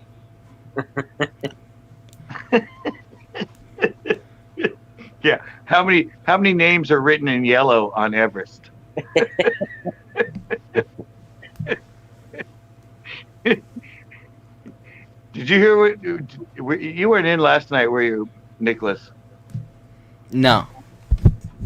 No. I was talking about signing bass. Signing them. Yeah, with a Sharpie. How long's that stay on? I don't know. I was trying to figure it out. I thought it'd be really fun. Like dry off their belly really well and like write your name on it and then let maybe them go. maybe tattoo them. Holy crap, CCB. It takes $30,000 to climb Mount Everest. 30,000. And that doesn't include I don't your know. I'm gonna. That's only transportation, Hey. guides, training, and professional gear. You could get you know how they brand cattle. You could get you a little tiny Yeah, that's what I said. CCB brand and just and leave a little Singe 'em. brand right there. Just imagine though. Imagine the guy that catches it and brings up a fish, and he goes, "Somebody signed this." It showed someone they on a steelhead they put a wedding ring. They like zip tied it to its tail, and someone caught the fish like 5 years later. Oh, really? Yeah. Wow. Oh, hey, there's an Olympic torch that's on top of Mount Everest. Wow. Really? Yeah. That's what it says. Damn. I think it's just a weird obsession to see a mountain that's like 7 miles tall or whatever, and you're like, yeah, I just got to get up there to see what it is. I think after like the first 5 people made it, everyone pretty much had an idea what it was like up there, and you're like, well, I'm not gonna do that because those 5 guys did it. Well, I'll have to get find that picture that my cousin took. He was there 3 years ago, and he said when he got to the top, it actually reminded him of a horror movie. Just doesn't seem like it'd be somewhere you'd want to be, you know? Like, you crash in a plane and end up there? No. You remember that guy that fell through? He was all over the news. He fell through like 60 feet of ice and hit the bottom, broke almost every bone in his body, and had to be airlifted out. That was him. No. I never heard about that. Everest. He's a scientist. He climbs mountains and stuff. Hey, you know which one tripped me out? We talked about it on here before. It's not Everest, but it was that guy who was hiking and that boulder like fell on his arm and he had to take his arm off with a pocket knife. Oh, and they made the movie of it. That was cool. That was a good movie. That is gnarly. Man. That's really, you got to do what you got to do, you know? I don't know, man. That guy, that's a crazy situation. Imagine walking into a wolf den without knowing and they show back up. No thanks. You know what that would remind me of? Like Emperor's New Groove, when he goes running across all them Black Panthers. Have you seen the Gray with Liam Neeson? No, I haven't seen that one. He fights the wolves and stuff. It's a good movie. It's creepy. Wolves creep me out. Like when it's dark and you can't see them and you see their eyes in the movies. And you see that. Hey, what's that movie where that guy's got to hide in that grizzly bear body? I know what you're talking about. I can't really remember. I just thought of that right now for some reason. Hey, the camp base at Everest has Wi-Fi, and there's a thing called the 2 o'clock rule when climbing because it's cold and unpredictable right at 2 o'clock every day, and so it means if you can't get to the summit by 2 p.m., you have to turn around in case of the accidents.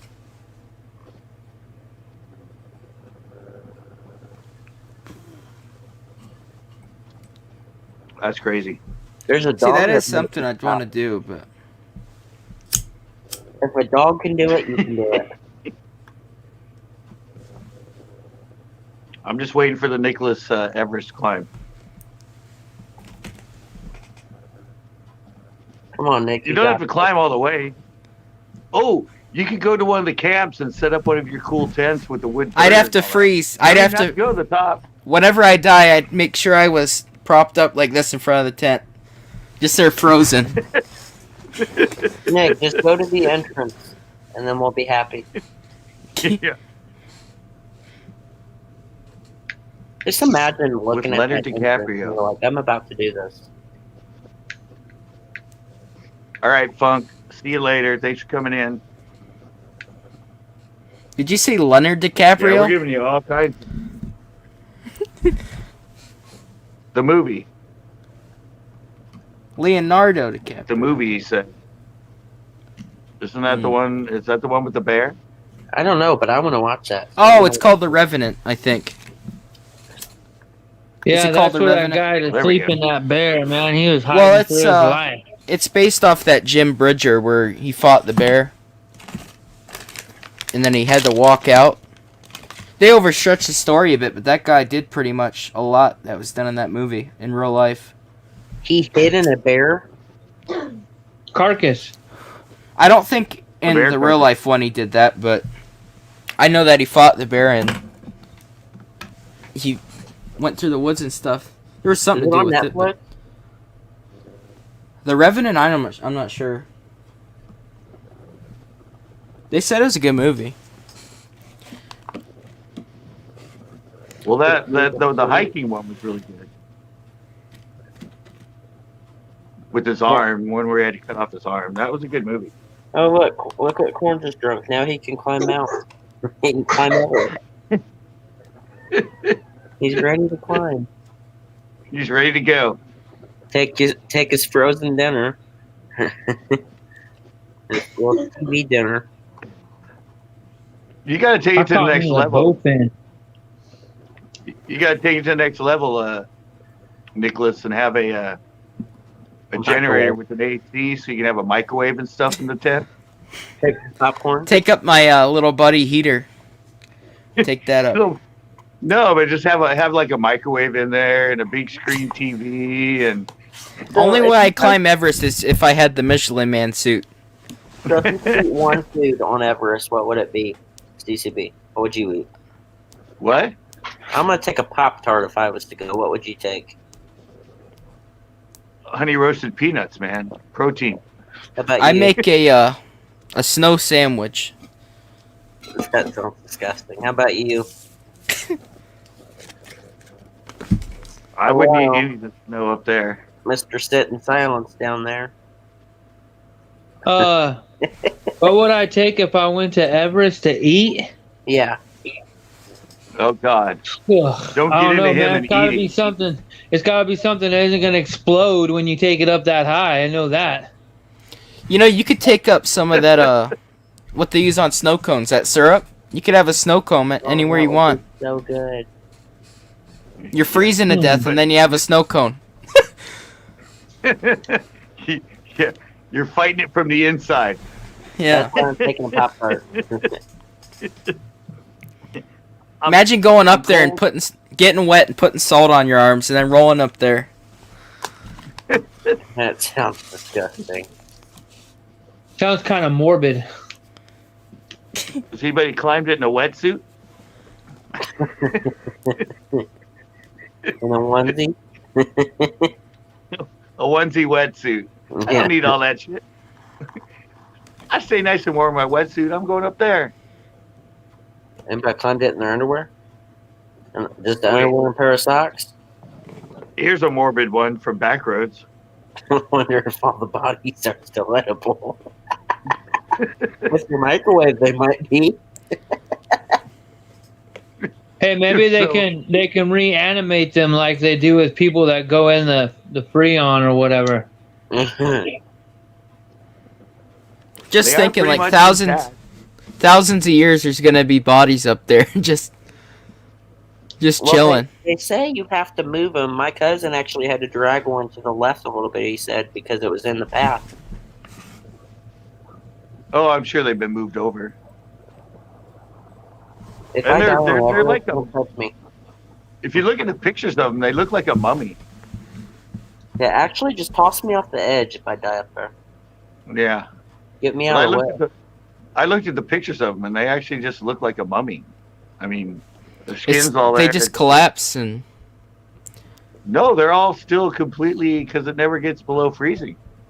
well, yeah, I'm saying like they're just like a lot of them. They're like face down, and Yeah, but the one guy, the famous guy that's sitting next to the green boot guy in that cave, he's actually sitting with his elbows on his knees, and he has his head down. Wait, I'm gonna look. Hold on. And that's how he's in there. He's in there like this, just like he's just sitting there chilling. Caveman. Yeah, he's just chilling. The other guy's his body, and he's kind of the green boot guy's kind of hunched over. But yeah, he's in there and he's sitting up with his elbows on his knees and his hands over his face. Holy crap! No, his hands are over his knees, but he's like, oh, he's sitting like sitting in a Yeah. corner, he's pouting or something. Yeah, That's nasty. he's one of the famous climbers that died up there. He's next to Green Boots. I think that's the guy. Yeah, Green But Boots yeah. is right outside of that. I'm looking at Green Boots right now. But that guy you just saw sitting, he's next to somebody that's in that same cave. Huh. They're in there together. But yeah, he just looks like he's just sitting there chilling. And that's the way he's going to be. He for the rest is of his chilling. life. Literally. Literally. Yeah, literally chilling. Oh, you have to have a permit to climb Mount Everest. Yeah, and I'm sure you have to sign some waivers. You think? Did you look at the pictures, Nicholas? Yeah, I was looking at some now. I am too. I've seen them before, but I know there's newer ones. Yeah, that one girl, it was weird because they had a shot of her with the flag over, but you could see her like hands were still sticking out, and she had like nail polish and that on, and it was like, it was weird. I'm like, I don't know, that's just free. That would keep me from climbing it, just the fact that I had to see dead bodies. I wouldn't mind being a mortician. Just not for Everest. I don't know. I saw a cadaver once. I walked by it. One of the ichthyology classes I had to take was in the basement where they had the cadaver one, and they had the door open. Yeah. And here's this dead body on the table, and opened up with things sticking out of it, like pins and stuff. And I was kind of like, something my cousin told me was before they do like, for us, it would be like 2 blocks, what they call, but it's actually 5 blocks. And they call it the 5-block trip. And then they run into a tent. And every 5 blocks, there's a tourist. There's a tour person, that tells them where to go. That makes the trip with them. And then it'll say, okay, you're going to go up till you see the body with the pink, it'll say like pink jacket. Then you'll make a left. Then you'll go there, and basically they use the bodies as like the markers? The markers of where to go. Trail markers. Yeah, I just imagine Siri being like a GPS. At the yellow jacket, make a right. You have arrived at your destination. Yeah. Can you get Google Guide on your way up? I doubt it. The Wi-Fi is only at the tents. Nicholas, you smoking again? I see smoke. Yeah, he's smoking down there. Oh, that's right. It's an incense. I remember now. Everyone on the live stream was like, "What the heck?" You got to put it in a view so we can see it. You just picked it up. You don't even have the cone ones. You just have the stick. I've got cone ones. I'm saving them. I keep using them. Holy crap! They permit you to use a dead body jacket if you get cold on Everest. So say you come across the dead body, you can just take their jacket and wear it, like if you start to get cold. Well, they're not using it anymore. I mean, why not? I would throw their dead body over me for a while and stay warm. It's not gonna be warm. Yeah, well, it's like throwing a block of ice over you in a jacket. Cord's like, I know I'm smoking.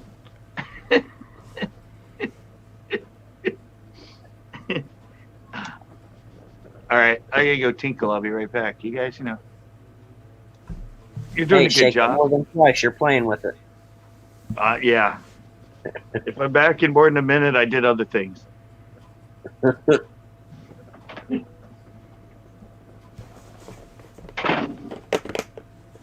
Well, and then there was the porch. Poor Porch has to put up with him every day.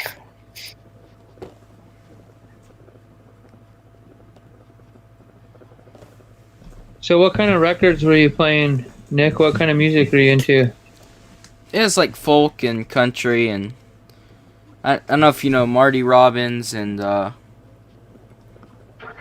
was playing like some Frank Sinatra and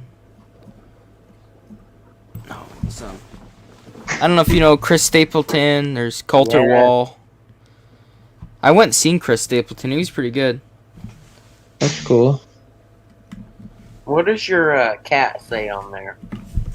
Down there. In your little profile picture. Wow.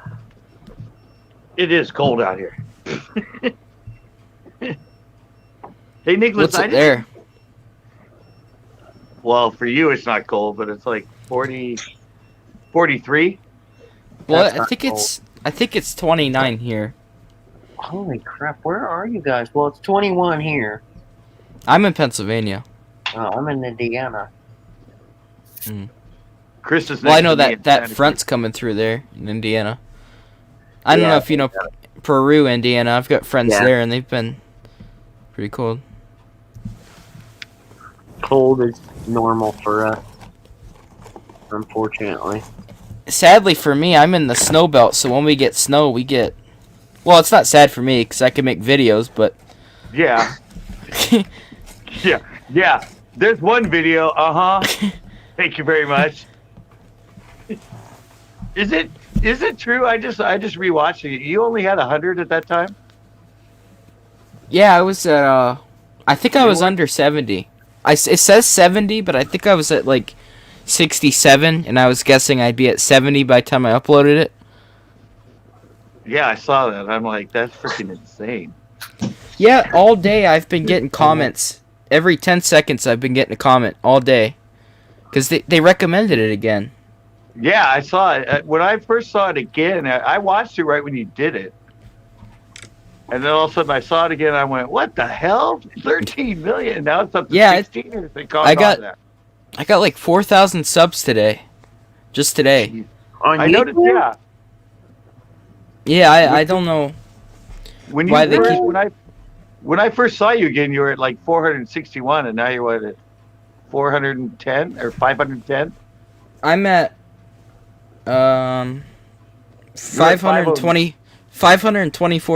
524,729. So it's Jesus, you were at 509 just a couple days ago. I hit 500,000 a couple weeks ago, so I'm at almost 25,000 over.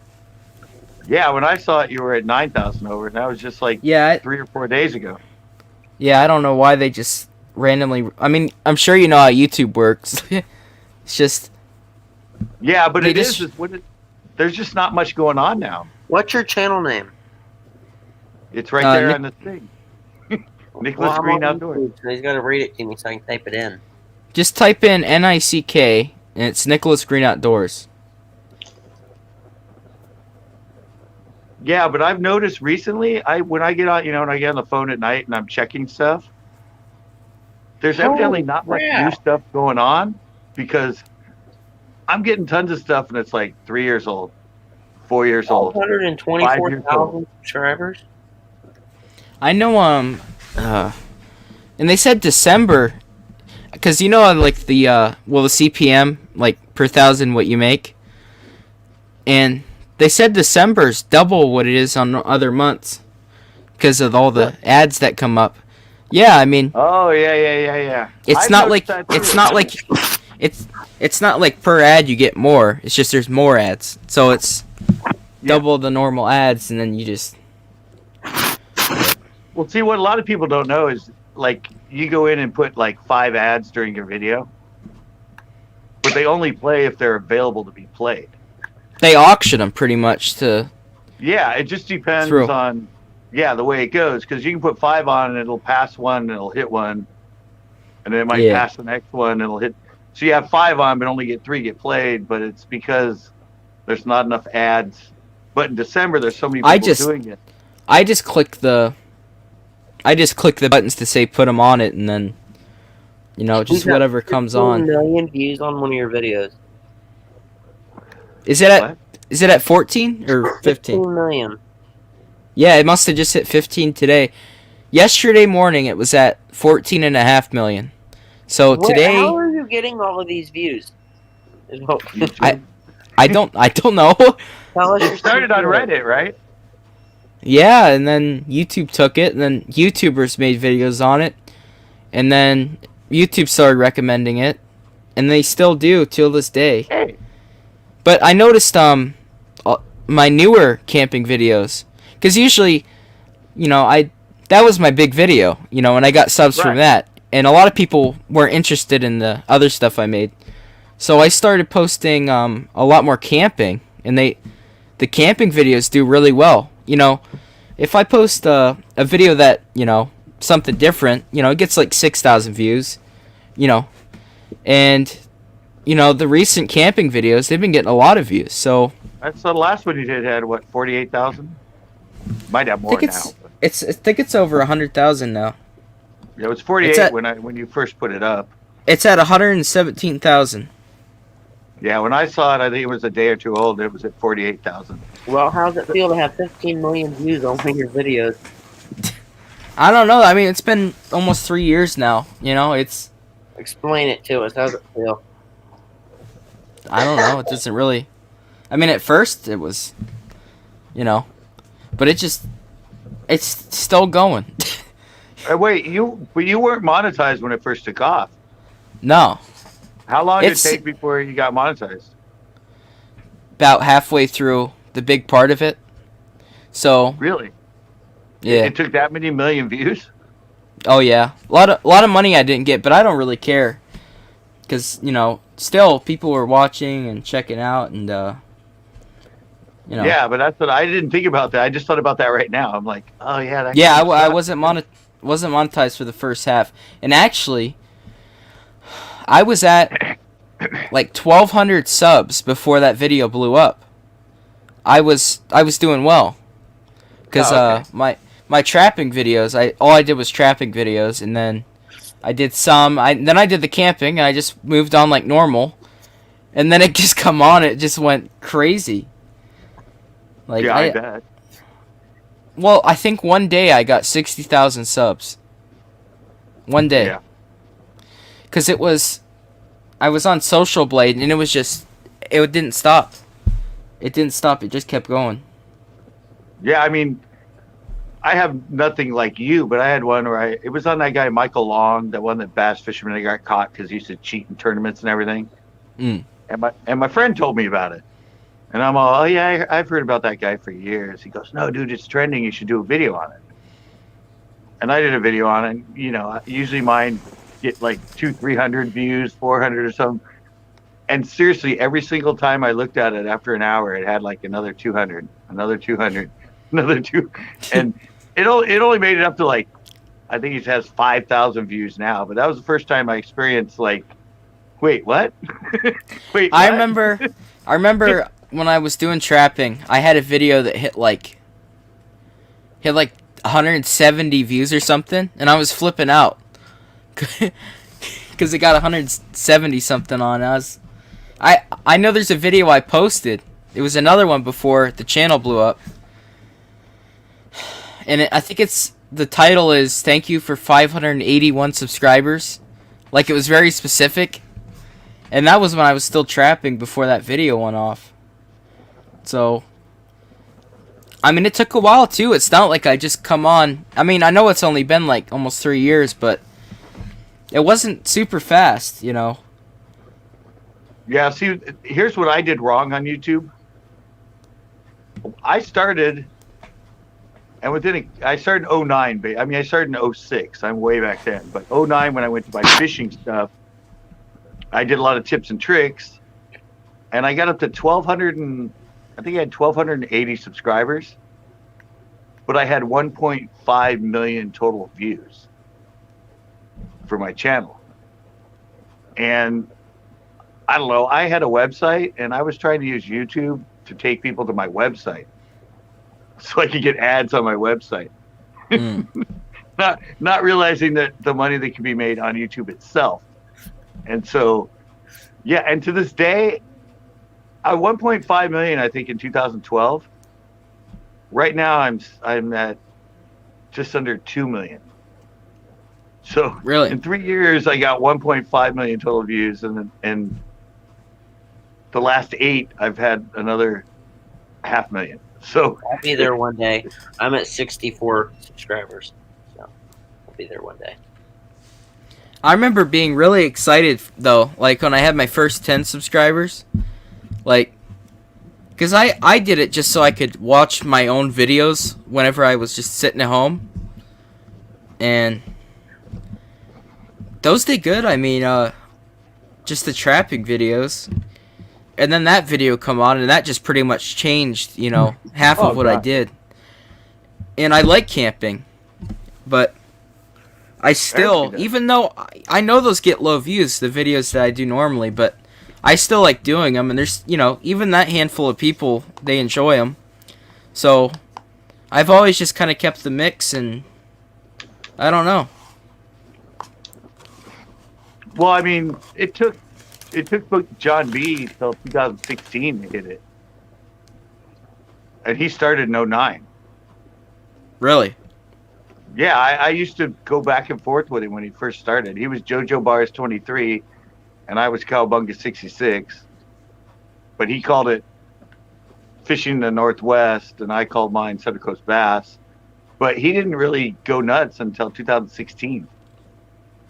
It took him almost 7 years. B's one of the ones I haven't talked to. I've talked to a lot of the Googans, but John B, I don't think I've really talked to him. Oh, we used to go back and forth. We would have like 10 chat back and forth arguments on his channel, because I usually ragged on him about camera angles and audio, and I mean, he was always able to catch fish, but I always just sort of, because I've been doing videos since '86, used to make skateboarding, snowboarding videos, and I would hit him with that stuff, and then he'd come back to me and like give me some comment, and I'd come back and go, "Oh yeah, I've been editing longer than you've been alive, blah blah blah," and we were just like, he knows who I am, trust me. I know his half of his video is just B-roll. Yeah. He started and then there's that. fishing. Yeah. Well, he started that, and I remember that one video he said he was going to take this to a different level. And he started doing all the B-roll stuff, because before that it was like ESPN and Bill Dance and all that, which was kind of the way I started my videos on normal fishing. And at that time I hadn't seen bloggers like Casey Neistat and those people. And all of a sudden I saw them and I went, oh, he took their concept and brought it into the fishing videos. He wasn't, Holy crap. this wasn't new. What? It's 1 a.m. I'm about to head off, guys. Have a good night. Sorry. Yeah, I gotta All get right. going too, I you just guys. now looked at the clock and it's like 1 a.m. All right. Have a good night, guys. Let's see. I'll be listening though. Yeah. All right, bye. That means Catch you you comment. later. That means we're keeping it interesting. That's right. I'll still be commenting. Have a good night. Bye. All right. I gotta get going too, Scott. I gotta get up and go to work tomorrow, so I'll catch you guys later. It was fun. All right, Chris. Thanks for coming in. You haven't been in a long time. Yeah, man. I just wanted to come and chill with you. I'm gonna go on vacation for a couple weeks, so I don't know if I'll be All right. around, but I figured I'd shoot a Merry Christmas to everybody and catch y'all later. All right. Thanks, Chris. All right, guys. Good night. See you. I know the main thing those channels go wrong with is, they get editors. They pay editors, And when you start paying in, like, management, right? The Googans. That's, Yeah. they're all under a management. That's when they start Yep. to go wrong. Because then you're just stuck and you don't enjoy it. And I noticed that it shines through on them quite a bit. And Oh yeah. Once it becomes an actual business, all I've the fun I've is taken talked I've talked to Ketchko about being in the Guggen squad. They messaged me, out. and Of course they do. I didn't want to. I know. I just don't. It's Dude, they're dumb. grabbing- Like, Dude, they're grabbing everyone. Anyone that's a new up and comer into fishing, they suddenly start giving discount codes to and try getting them to hook up with. They're basically a YouTube slut in the fishing industry right now. yeah, it's. I don't know, and I personally, I like all the members of the Guggen Squad. All of them themselves. But, even if they come up with their own team, the Guggen thing, you can tell that some of them they're just not happy.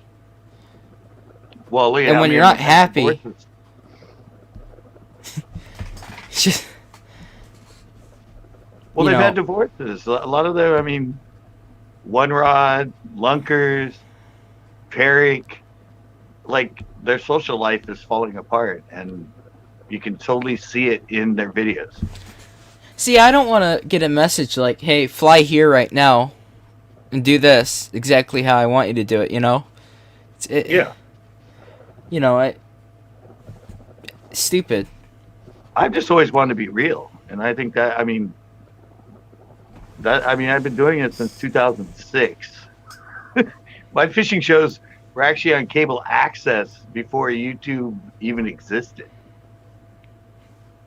And that was my whole thing and not being caught in that you got to have sponsors, and then you become this guy that's just doing infomercials for them and promoting their baits and all that. I'm like, no, I know how to fish. I want to teach you guys how to fish. I might have a $19.99 rod, a 4-year-old reel, but I know how to catch some damn fish anywhere I go. See, because, you can't do things like, for example, a mobile game company offered me a lot of money to do an ad on my video. But yeah, whenever I see that, even though I do play games sometimes, it's like, it's an outdoor channel, Yeah, exactly. And I've seen other YouTubers where, here's exactly what's like.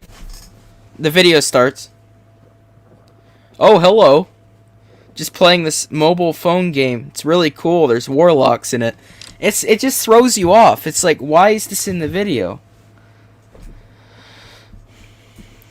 Yeah, well, actually, I've. What really gets me a lot of views, and what's really taken off on my channel to get a lot of views, is when I do like a review on something, or the best fishing knot, that kind of thing. I do reviews. You gotta pick the right things. You can't just be like you can't just take everything. Well, no, but I do ones on I did the best drop shot knot, which is a knot everybody uses the Palomar. I learned, and I explained in the video how I learned this knot was better and how it was breaking off, and figured it out. And then I showed people how to tie it. And it's 6 months old, and for me, it's doing really good. It has like 6,000 views, and it's getting like 1,000 views a month. That's good. When ones I put up, within a week or two, they get like 200-300, and then they just die. So, but if you look back at my history, it's all the ones where I review a rod or review a reel, and if you want, like Guggens and a lot of them that are up and coming, that's the thing they do, because it gets a lot of views in the fishing, is the new Shimano DC electric reel. Everybody does a review on that. And then electric, the one they cast and makes that like whiz sound, the Shimano one. It has a chip in it that controls it. It's a bait caster, but evidently you don't get backlashes because it checks the speed of it 1,000 times a second. And why haven't? But everybody, that's dumb. If you can't use a bait caster, don't use it. But everybody grabs those. They grab what's, they search what's the biggest topic in fishing and what's going, like when the Alabama rig came out and that kind of stuff. And sure enough, all the influencers in it, within like 2 or 3 days, they all have videos on it. They're all just like jumping on it. They don't even care if that rod's any good or anything. They know it's trending. So they hit that. Like, there's so many trends I could have hit. I've seen them. One was the Flex Seal, because I shoot guns and stuff on the channel sometimes. If I was to do we'll just go through a can of Flex Seal, a 22 long rifle, that would get views. there's so many things I could have done videos on, but I didn't want to. I didn't want to seem, I don't know. I'd feel weird doing it, like following trends. I don't know. Yeah, and see, luckily for you, you had something that went trendy, so you don't have to worry about it anymore. But me, I'm still struggling, but I'm the same way. Anyway, I'm struggling, and I'm only at 3,000 subs and all that. I still won't let myself do that because.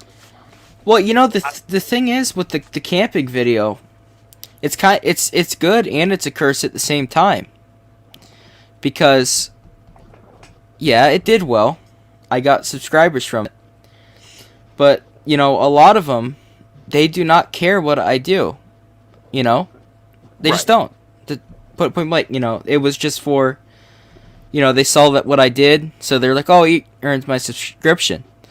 But, the views on YouTube is what it is. Right. And finally, I got it back in control and I realized, what people wanted. So right.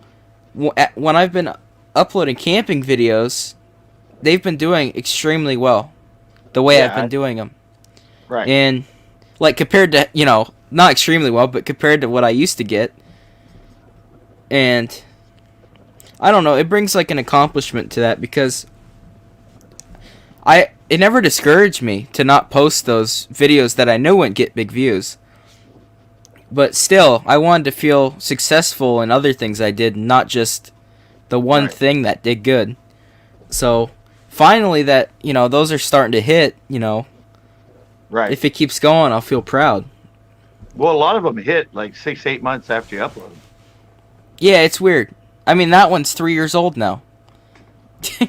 I had one. I put up on how to find keywords on any YouTube video. Nothing to do with fishing or anything, but somebody showed it to me and I thought it was cool that you could click on it and do this, and then you get all the code and you hit F5 and type in or hit search at keywords and you can see what other people were using. Yeah. That thing went 6 months and it had 100 views. Now it's been another 6 months and it has like 5,000 views. It's like it came from nowhere. I mean, it was a dead video for like half a year. Like nobody looked at it, and I don't know what happened, search or something, and all of a sudden it just shot up, and I'm like, okay. So I started doing a bunch that were reviews and tips and all that, knowing that they might not go anywhere, but they might. and if I get enough of them that once they all hit and they start getting 1,000 or more views a month in that, then I'll start gaining subscribers from it and I'll start getting my channel up. But you can't script a freaking viral video. You just can't. I mean, the best tip I can give someone is just be yourself. Right. If you see a John B video and you're like, oh, I want to do it just like him and, maybe I'll be a YouTuber. No, you won't. I'll tell you right now, you're not gonna. Never. Nope. What happened? Because it's obvious, He's already there. Like the camping YouTubers, I see all these people trying to copy him, and it does not work. It doesn't work for them. People will see. They'll see right through it. They'll dress up just like those YouTubers. They'll do frames just like those YouTubers. And it's so obvious. And at that point, you're not being yourself, and it's obviously just you trying to copy someone to get views. But you got to remember, a lot of people on here don't have that thought like we have. They don't look at it that way. No. And I see a lot of these young YouTubers suddenly just busting out and growing. And I'm watching their video going, that's just like so-and-so's videos. That's just like so-and-so's videos. Like, why are all these people liking you? Because can't they tell you're just copying what's already out there? Guess not. No, they don't. That's like the mentality. And me, one of my problems is I have an older age group. It's funny. Mine is too. Yeah, my main audience is 25 and older. Right. I don't have a kids. I don't have a kids audience. I don't. Nope. And Neither I get a lot of comments from parents that have their kids on their accounts watching my. The reason I still do the low view videos, like, one was I was feeding birds, and I had parents comment and say that because I told them what kind of bird feeder to get and stuff. They commented it and they said we bought our kid the bird feeder, and he was feeding birds. So as simple as that is. Yeah, the funny thing with me is I don't make much money. I don't get a lot of people to super chat me and that. But I was in a video and I was telling you about I do a biology bias because I'm a wildlife biologist. But there's this book called Inland Fisheries that I actually bought while I was going through my fishing stuff because it's one of the best books for all of their breeding habits. Not a bait fish, everything in the North America, shad, bass, all that. And all of a sudden I get all these people going, "What's that book again?" And I tell them, "What's that book?" And like 3 people on my chat bought the book. I've had and I'm like, I mean videos where I went and hunted for mushrooms, and I showed people how to correctly identify certain ones, common ones, and they went out and picked them. I mean, stuff like that, that's why I keep doing those. yeah, but that's why I said it's really weird because I'm sitting here like, all right, I'm not making money, and you 3 of you just went out and spent $80 on a book I recommended that gives me no income. I'm like, why would they don't even buy a shirt for me, but they'll go out and buy an $80 book from that I recommend. It made no sense. Do you ever, I mean, you said you're a wildlife biologist. Do you ever do any videos like that? Well, all my biology bites that I used to do are all based on the biology of bass and how they are biology-wise, not just what you read in magazines and human thought in a... What, were you mainly... Like, do you mainly study with fish, or... I'm actually... My degree is Natural Resource Management, Concentration, Fisheries, Wildlife. That's what I graduated. Did you work for anywhere with it, or? I did some stuff. My sister and my brother-in-law are both wildlife biologists. They know a lot of really. I don't know if you ever heard of the guy Jeff Foote. No. But he does a lot of stuff for like the Discovery Channel and stuff like that. He's actually a wolf guy, Rocky Mountain wolf. Really? He actually did a video about the orcas in Alaska that my sister did all the still photography for.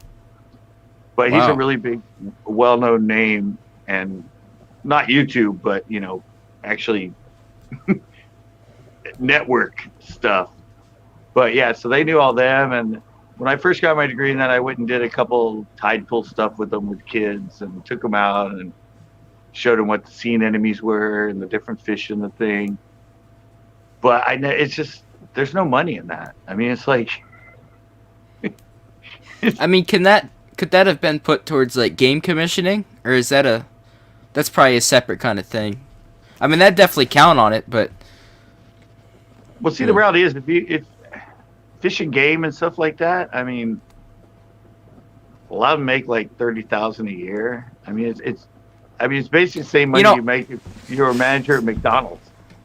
I wanted to be a game commissioner if I wasn't doing YouTube. Really? And the reason I wanted to is because, like I said, to inspire like younger kids. Like, I mean, the one that got bird feeder, the one that got mushrooms, and that's the part that I wanted to do as a game commissioner. And I do like seeing like wildlife management. That's why I trap and stuff. And that's why I was going to do it. But I can do it right here on YouTube without the other parts of the game commission that I didn't want to do. Exactly. That's why I did my biology bites in the beginning. It was basically taking my schooling and the actual scientific stuff because my first ever biology class, it was back here where I am in Monterey at NPC, a community college. And Yeah. it was my first biology class. And the first thing he said to me was, when you study animals, you cannot put any human thought into your study. And I liked animals. I always watched animals and, birds and squirrel. And so I'm like, oh, I got this. We had to do a paper. I had never seen so many red circles and red marks and checks. And in the comments on the side, human thought, human thought, human thought. And I'm like, what? Yeah, it's really hard because it's all instinctual. They don't have a voice in their head. You have to learn the difference between instinctual thought and how they act instinctually compared to human thought. And then all the movies came out where fish talk and cats talk. And so people's concept of it has been totally...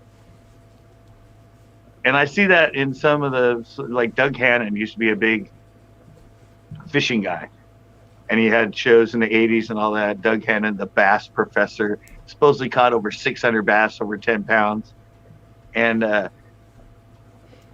would read articles on him and listen to him, and it was human thought, not instinctual stuff. He'd always say stuff, they learned this and they learned that. So I researched it some more, and I found out he graduated college as a psychotherapist, which deals with human thought. And he ended up getting a girlfriend and ended up married, and she was a wildlife painter. And that's how he got into the wildlife side of it.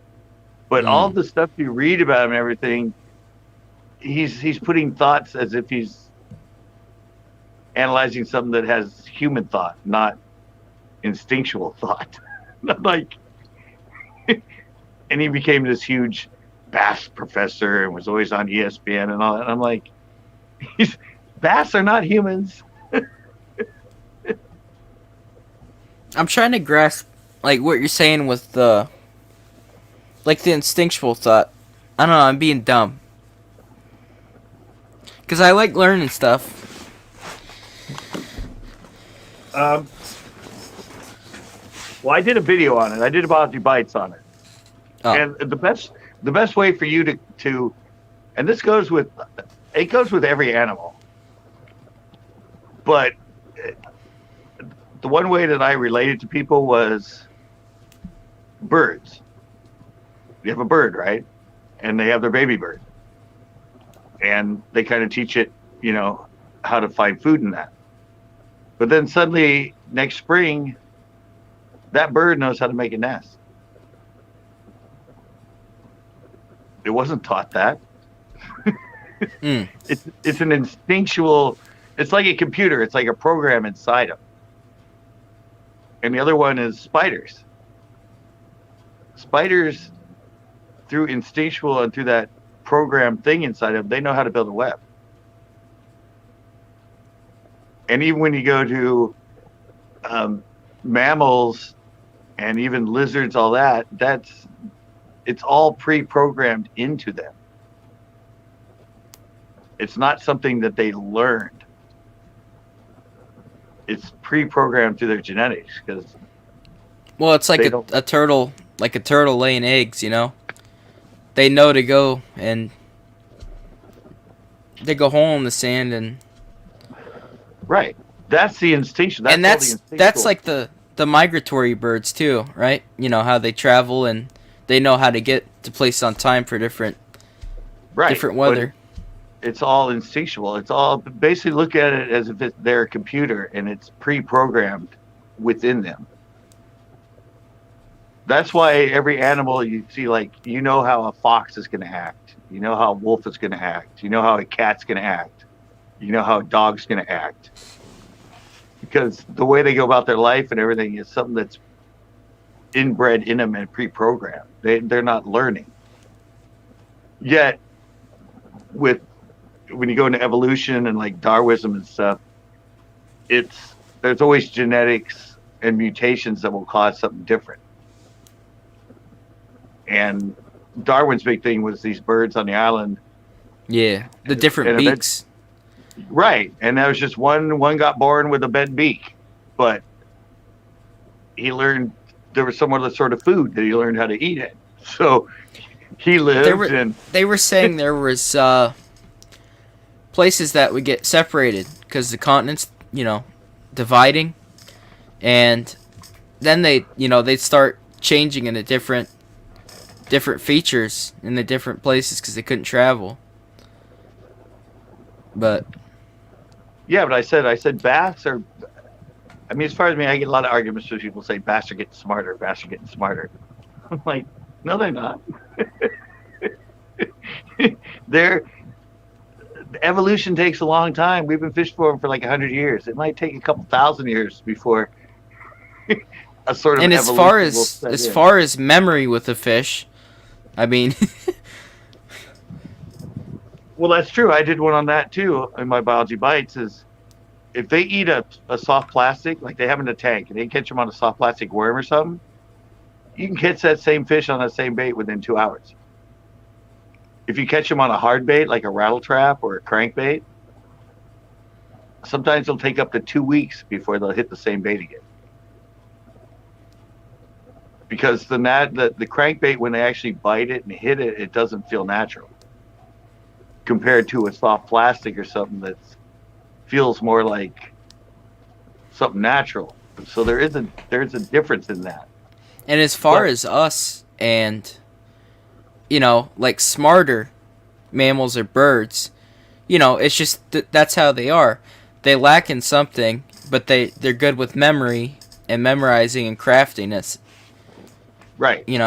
But it's not like it evolves to the next one. The next one's got to start fresh. Right. Yeah, and that's what evolution. If there's a genetic, I mean, in humans, baldness. that's something that's been. I mean, because through the evolution we were hairy. Then we learned to make clothes, and then that, and then people that weren't hairy or lost their hair got too cold and died. So hairy ones live. I mean, our pre-programmed computer is what, like our craftiness and how we can craft and build onto knowledge and pass it. Yeah. But there are things they showed memory in. Here's one: crows. Crows. Yeah, they're in magpies. They're smart. Yeah, they did a study, and the crows. They went into a place where crows were in masks. They had like gorilla masks and that, and they harassed them and threw rocks on them and stuff, like a controlled group that they were studying. And then they went through without the masks on and did the same thing, and they wouldn't really react to it. And then 5 years later, with the same group of crows and that, they went through with the masks on again. And the second they walked into them, they all started freaking out and all that and everything else and squawking and took off. So they actually proved that they had that much of a memory that 5 years later. They memorized there was a human under there. Yeah, or whatever it took. Yeah. But the same people could walk through without it on, and humans would go by nothing, but suddenly a human with a mask on that was the trigger. But they actually remembered it 5 years later. And they say that crows at night when they hang out together, like bees, how bees can transfer to themselves a path to go get good flowers and stuff. They say that crows interact with each other, and what they do is they will kind of tell each other where there's good food or places to get food. And they solve puzzles, don't they? I mean, yeah. It showed them there was a complex box. There was one, it was 3 test tubes. One had a treat in the bottom, and the water level was real low, so he couldn't reach his head down. And they had a pile of rocks that would fit in the tube. And it picked all the rocks up, threw them in until the water level rose enough that he could reach the treat. Right. Well, they had put those in. They had one of a crow, and there was a guy ice fishing. And he was in there, and all of a sudden his flag went up. When we had a flag in your hole? And the flag went up, and he started to get ready to go out, and all of a sudden this crow came down. And the crow actually pulled up the line and brought the fish out of the hole and started eating the fish. because he had observed it obviously at some point. But See, that's like what a crow lacks, what they lack, they have a brain for. A crow's, they're not like no little bird that can make this little nest, and they can't get nectar and stuff, but they're smart is their thing. Yeah, No bird or animal is overpowered than another one. They're all equal.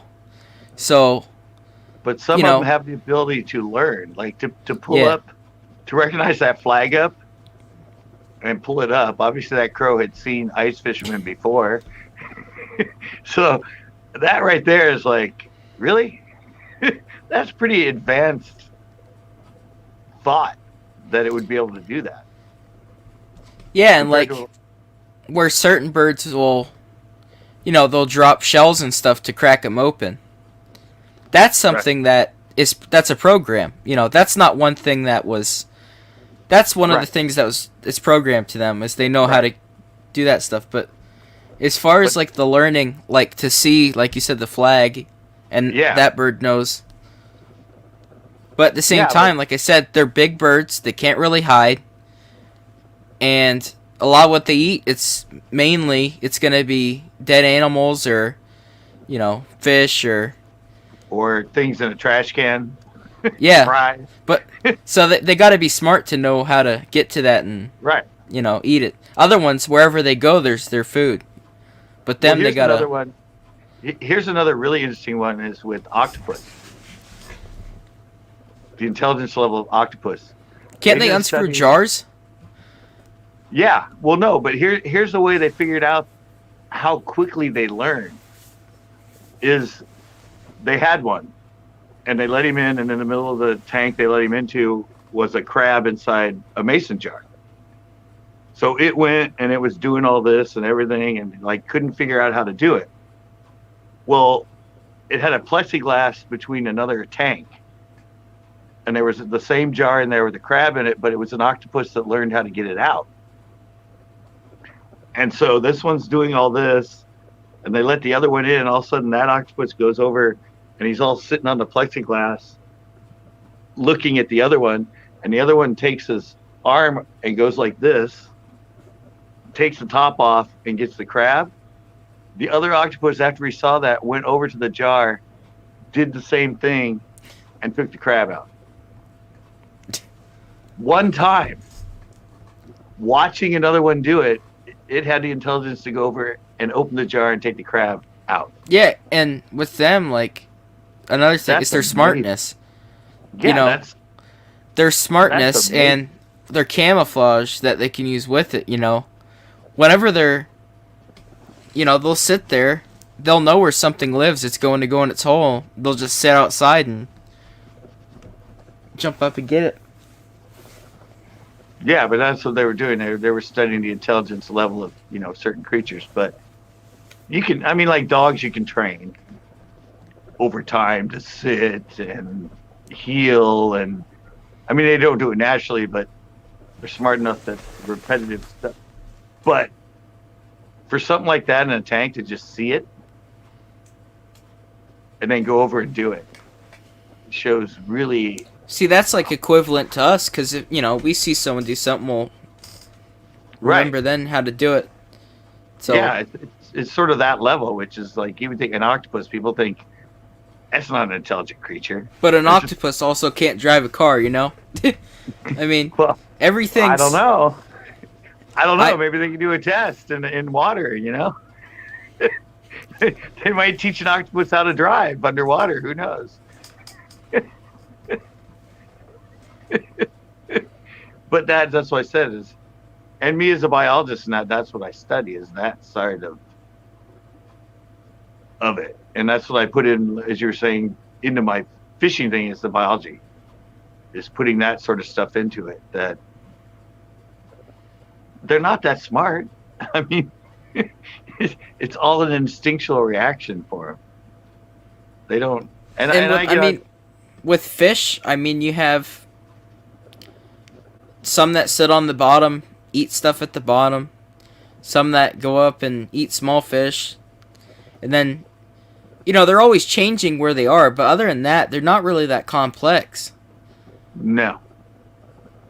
And and my like you thing said, it's not like you miss a bass. And it's like, oh, he remembers now. I'm not catching him now. No way. Yeah. They're not going to remember that. And if they do remember it in studies in a non-normal environment for certain baits, it's only 2 weeks. So. And if you annoy them enough right after you catch them on that, they'll still hit it. Oh yeah. Yeah, I said they're not. I've caught the same fish 3 days in a row, and it wasn't on a nest. It was just hanging out in the same area, and I caught it 3 days in a row on the same bait. I'm like, he hasn't learned yet. He hasn't learned yet. That's why I said it's not what you do; it's the way that you do it. Yeah. In fishing, but like I said, everybody, and I watch all the younger influencers on YouTube and all that, and they, what annoys me the most? Whenever they set the hook, they set it like they're trying to win like a arm wrestle. Like they just, ooh. It's like, you don't gotta do that. I know. And that's why half of them use 85-pound braid. Yeah, it honestly annoys me because it annoys me too. You can catch a fish on a worm. You don't have to have all this, gear. I mean, if you're a bass fisherman and that's what you do, bass fish, then you have lures and stuff, but you can go catch one on a worm. Right. You don't gotta have Guggen baits. You don't gotta have something else. I mean, I'm sure you could catch a bass on anything. Even though you use lures. I mean... Oh, yeah, I caught him on I did a show at El Acero, and I caught one on a piece of... It's basically a pipe cleaner. But instead of the white thing bristles off it, they had blue ones and green ones, and they were tinsel for kids to be able to make artwork and stuff. And I took that and wrapped it around a number 10 hook, put it behind a bobber, and went out and fished it and caught fish on it. It was just a piece of wire wrapped around a hook, a tinsel. Yeah, I wish people would realize that they don't need the best of the best. There's been so many people that have commented and said, can you recommend me a tent? And if you take care of anything, it's going to last. A lot of Walmart tents, people will leave them out. They don't take care of them, don't put them away. Right. And that's where it goes wrong. You can use a Walmart tent for years. $35 tent. You can use it for years, and you can camp in it, and then you can upgrade. But people think, after seeing some influencers, they got to have the best of the best. Well, see, they got to have the best. But see, that's where you had the advantage over me, because you've gotten yourself to the point that you have their attention. Just because of the amount of views you have and the amount of subscribers you have. And there's an old story with Jerry Seinfeld. And they talked to him about after, his struggles, but then he hit the show and all that. And they said, well, how do you feel now as a comedian? What's your biggest... Oh, my battery's on. What's your biggest accomplishment? He goes, I think my biggest accomplishment is now, because of my success, when I tell people something's funny, they believe me. And it's because of just his notoriety in that. I mean, he was just as funny before he got big. It showed, I've lost friends because, they tried to use me. And I could see through that. Oh, yeah. And I expected it, It showed, they had this random guy, right? Just some random guy, a stranger they got on the side of the street. And they had 10 people with cameras follow this guy around like he was famous, taking pictures. All these people crowd around him. just out of nowhere. They get someone Yeah. famous, and they get pictures with them. Never seen them in their lives. Yep. Nothing. You know, Yeah, that's exactly it. it's annoying. It's annoying. Well, I know, I can't watch TV because it's like it all revolves around these famous people. Everything revolves around them. It's like, no, it doesn't. And I don't really care. Yeah, that's just it. But see, YouTube, I mean, like I said, I've been on YouTube for 14 years. Nobody gives a rat's ass about that. Like, oh, he's been on there 14 years, he only has 3,000 subs. They'll watch my video and be like, oh, that's what not, John B doesn't say that, or you should watch so-and-so's videos, and you should, I'm like, I have a lot more knowledge than them, and I'm teaching you things that will help you catch more fish. But if you try to be like it doesn't work. I mean, but like you said, you get these, you get these young people, right? And okay, have them copy this YouTuber, make them hyper, make them really annoying, and then they get all these followers. But you know what?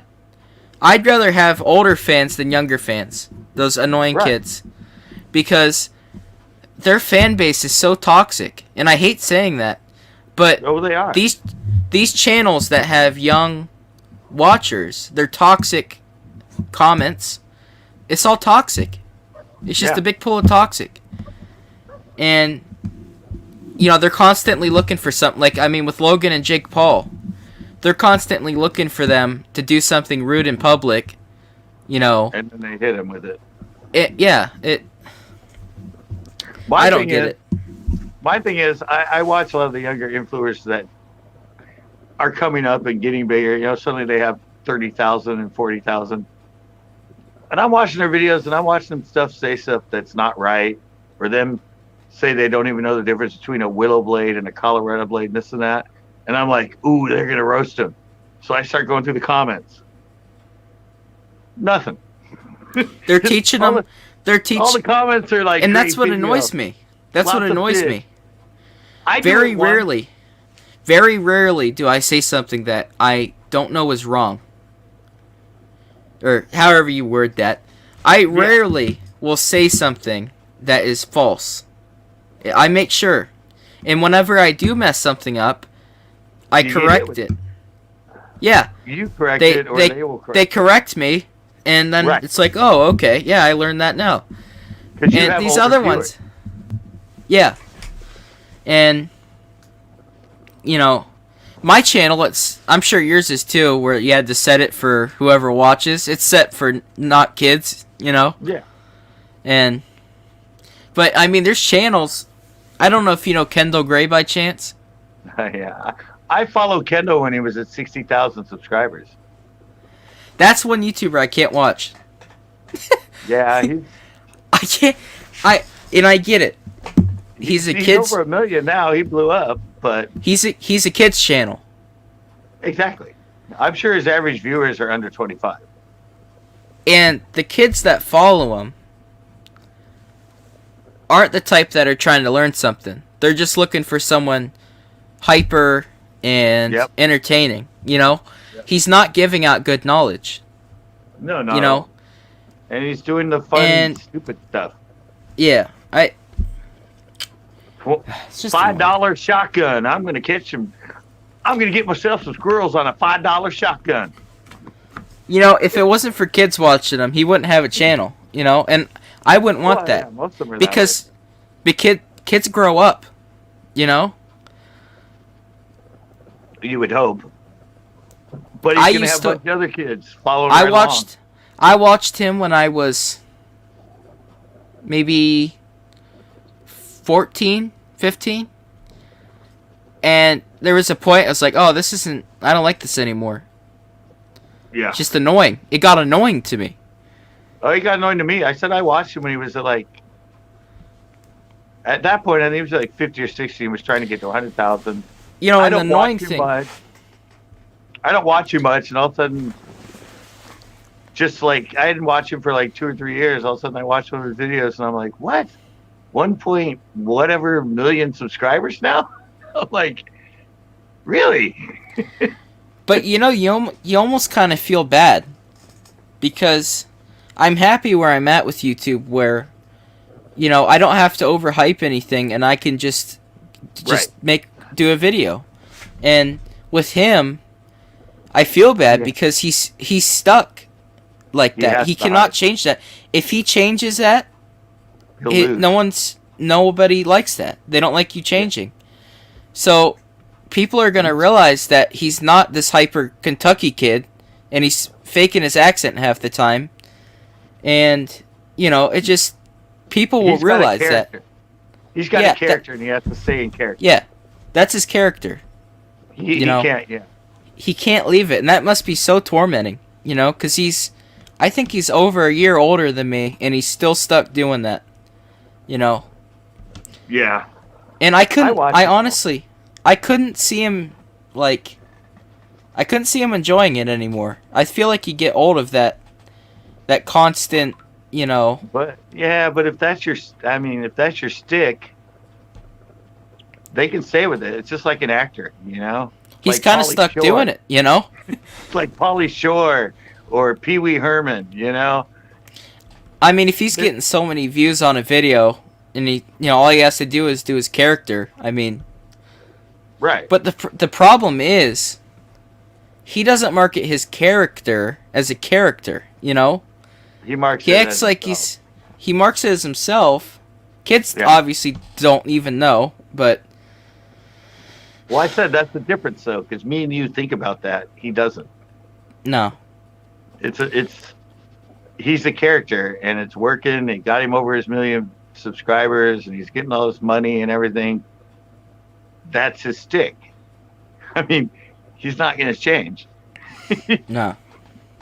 That's just like that must be so tormenting, because he probably wants to change and do something that he'd enjoy, but if he does, it's all crumbled. It's all crumbled. No, you'd be amazed. Those people, that's not their mindset. They create that character to be that character. And that's what they're going to be until it doesn't work anymore. Mm. That's like me. That's my problem, because I started putting up Throwback Thursdays, my old videos and my tips and tricks when I started. And I watched Bill Dance and Roland Martin. So I was very, I don't know if Backroad's still in here, but he calls me Mr. Rogers. Because I'm very, educational and very, not trying to be funny or a character or anything. Just the way I learned in fishing shows, not what YouTube fishing shows are like. And now I'm a little more animated and have a little more fun with it and try to do the fun cuts. But even when I look back at some of them, I'm like, wow, I was very conservative back then. I was very, and when he called me Mr. Rogers, I laughed so hard. I'm like, yeah, I actually am like Mr. Rogers. I was very Bill Dance or Roland Martin, just old school, educational bass fishing, nothing fancy, just telling you really good ideas and way to bait the hook. But YouTube took it to where you had to be flamboyant and be. The only thing I've really changed was my voice since I started. My voice changed. That's about it. Well, see, with me, it's different with me because I used to be a well-known 80s DJ and perform in a club. I used to make skateboarding and snowboarding videos.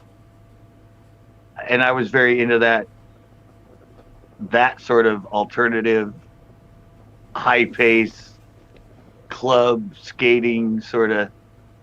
And then fishing is the total opposite, because everyone was just very conservative and very. Yeah.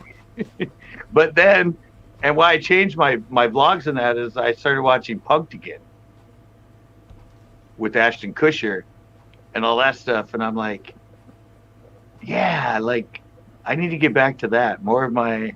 And now I started my skating fishes where I go to the skateboard park and skate for the first hour and then go and do fishing. And those lives are getting more views than all my other lives. And I'm like, yeah, I need to get out of this trying to fit in with them when I don't fit in with them, because just because you're a fisherman doesn't mean you had a whole different life. You know, it's like Yeah. I can have fun and take this someplace, and those sort of shows are starting to get more views than that. So I'm sort of becoming a different character. But I like you said though, I won't. Most reviews I do on stuff, I'm honest and I say it sucks. So Yeah.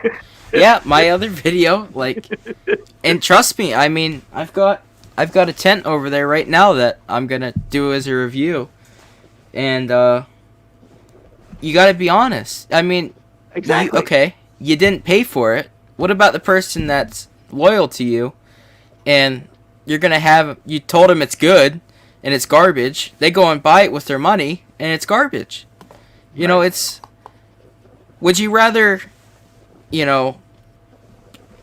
hurt a company, which you're not gonna hurt them, or hurt someone's pocket with something bad? Like, I mean, Yeah. you gotta be honest. Companies, I've told them before, look, I'm being honest about it, because they tried to give me a script, and I said I ain't doing a script. I'm gonna be honest about it, and they just never messaged me back. Oh, So, exactly. Well, Yeah. see, have you noticed the big thing? Well, I don't know if you noticed it, but big thing I noticed on fishing channels is any way they're not, people always say, this video sponsored by.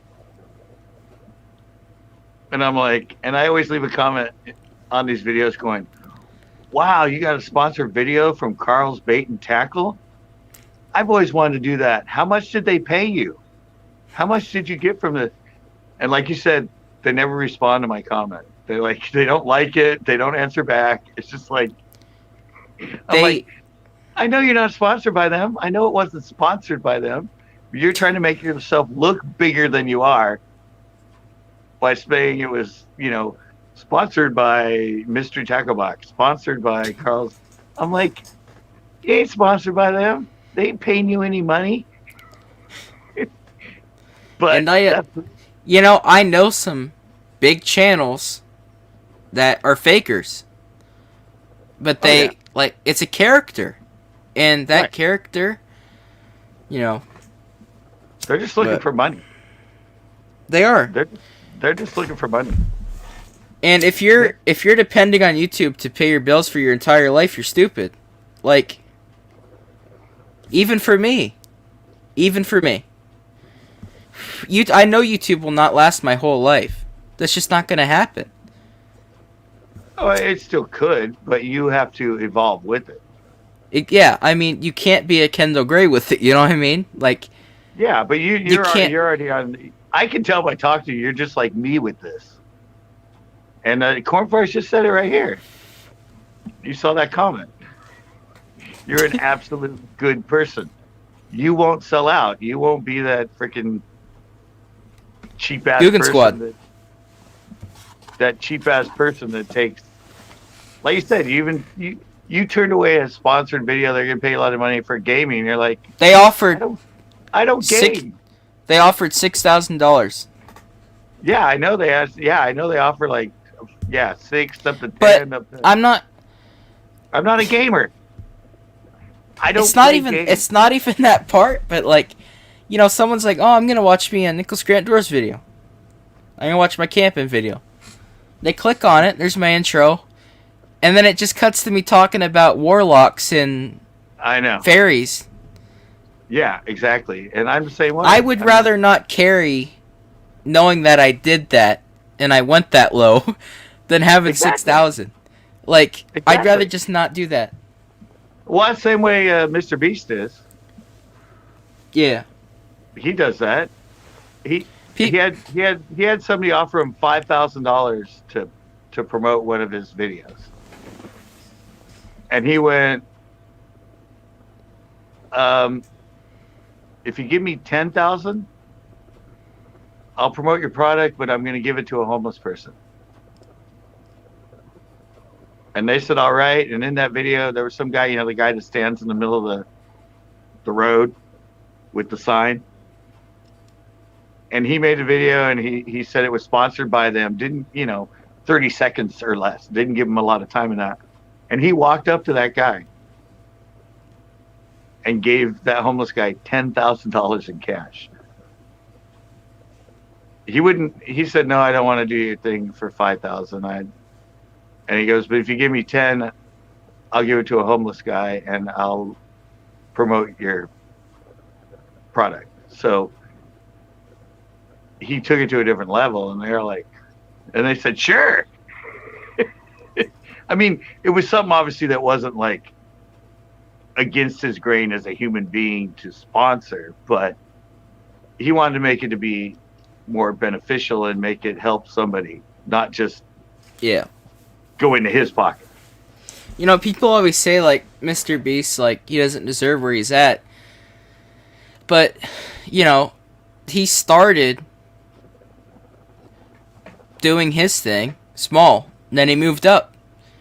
People are like, oh, he's still getting tons of money, but look how much good he's doing. He's taken from companies, and he's giving so much out from these companies that don't need that money, and the companies are still doing good. But for the amount of good he's done with what he's had, I mean, he's amazing. And it sucks that he has to film him giving away the money, because that's one thing I don't like, is, when people film giving to homeless and stuff, and I hate seeing that when they film giving to homeless. But in Mr. Beast's case, he has to do that because that's how the marketing is with the company. But I mean, you get an influencer, they give this homeless guy $100, and they made 10 grand off the video because the title is them giving the money to the homeless guy. But as far as Mr. Beast, it's different because he took it to another level. They're like, that's the way he does it.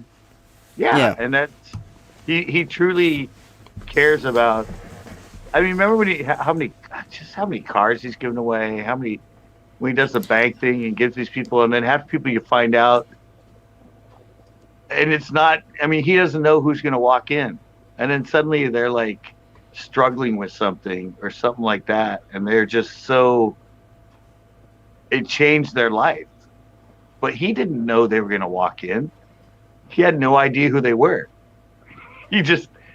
And throughout the videos, he just finds that the randomness of the people that turn out for it are the people that actually needed it.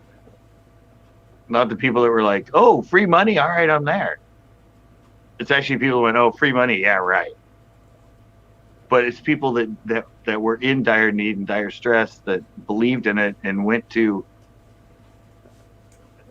get a loan and all that. He has a weird thing with it that it always ends up being not people that just believe the hype or just want free money that are already, they're already well off and everything, but they just want to, get some more money. It seems like it always goes to people that have this true need, and he actually seriously helps out. Yeah. And he's pretty damn amazing with it. I mean, it took him, 7 years to get big? Something like that. Yeah, it took a while. And then, pretty much the money off his videos, and I can tell, just by the views and comparing it to what I get off views, all the money off his main channel, that just goes straight back into the videos. If he gets a 15 million view video, I mean, if it was 10, just say even 5 CPM, maybe $35,000, and then he gives away cars in the next video after that. Right. Yeah, I saw a guy, 10 million views. It was on using WD-40 to clean your lenses on your car when they get foggy. He got 10,000 views and he made $24,000. Or 10 million views and he got $24,000 from it. Yeah, that's right. Yeah, and then he had another one that got 2.5 million views because he did a follow-up cleaning him with bug cleaner. Because once you get a hit, you got to follow it up. And that one got 2.5 million, and it made him $10,000. Yes, But that's about right. But it was probably a little bit longer, and it had a couple more views in it or ads in it. So or different, the different months have different CPM. Right, and but he made basically, and he was somebody that had like me, like 2,000, 3,000 subscribers, and was an outdoorsman and trying, and he didn't even want to put it. He did the one about WD-40 just for fun. He wasn't even going to upload it. And he uploaded it. He got 10 million views. And then the other one and he made $34,000 in 1 month. Like I said, like my 70 sub special, I was like, oh, I'm going to do this for, I'm getting there. I'm going to do this for that and upload it. So I uploaded it and moved on. I moved on. It's not like I was there checking it, seeing comments. I posted it, and then I just started filming other videos. And then it comes out of nowhere. Oh, yeah. When you're expecting it, it's never going to happen. Exactly, and that's what I do. Every time I put one up, I'm expecting it. Yeah, you can't expect it, because if you expect it, it just doesn't happen. Yeah, you can do stuff that you think will get you a few more, but you can't plan a viral video. You can try, but it just happens, I gotta go pee again. Are you gonna stick around? Are you good? Oh, it's 2. Alright, I'll stick around for a minute till you get back. Alright. You're a YouTuber. Come on, what do you have to do? No, just kidding.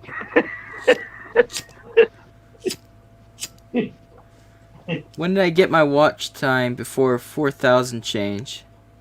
Well, as far as that, whenever I got monetized, that was in effect with the 4,000. And actually, I posted a video when I was at like 100 subs, and I said, I won't leave you. The title was like, I won't leave YouTube because of the new rules or something. It's like a video where I was out in the yard in the snow. And that was right before I was going to get monetized, at the 1,000 mark. And yeah, that was in effect whenever I got monetized, so. And it didn't take me much longer after that, because like I said, I was at like 1,200 whenever that video took off, so.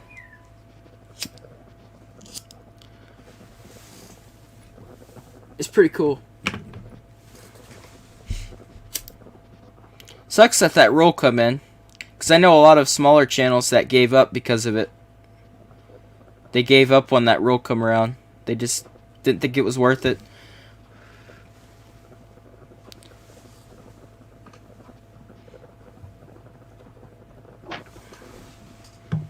Alright, I'm ready back. And yeah, that's pretty much how I exposed Central Coast. And Wait, what? When did I get exposed? What were we talking about? I come back to that's what exposed Central Coast Pass. I was wondering, asking while I've been gone. What light do you have on your porch? Oh, that one, the one that changes colors. Yeah. Let me see. If I think Oh, that it's a strip. Yeah, it's from Costco. Huh. There's all kinds of fun stuff. Yeah, my whole room, it's set up with the Alexa, turn the lights blue. Ooh. It turns blue, and my Christmas tree's on back here, so it's really bright. But what color do you want the lights to be? You're fancy. What color should we turn them? Pick a color. Good color. Ooh, I'm charging. for like a second. Green. Alexa, turn the lights green. Turn lights green. You can't really tell because it's... But that light comes on. I saw it. Okay. I saw it behind you. Alexa. Magenta? Wait, let me Alexa. say it. Let me say it. See if you'll catch me. I got my headphones on. No, I won't hear you. You bastard. Alexa, turn lights magenta. I've got those nano leaf stereotypical YouTuber lights over there. Right there. You can see my raccoon pelt I just tanned over there. Yeah, these nano leaves.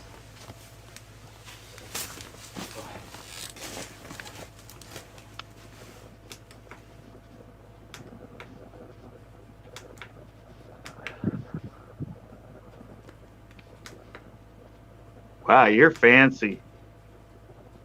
Not really. You get all the high-tech stuff. It's not that high tech. I am slightly being sarcastic.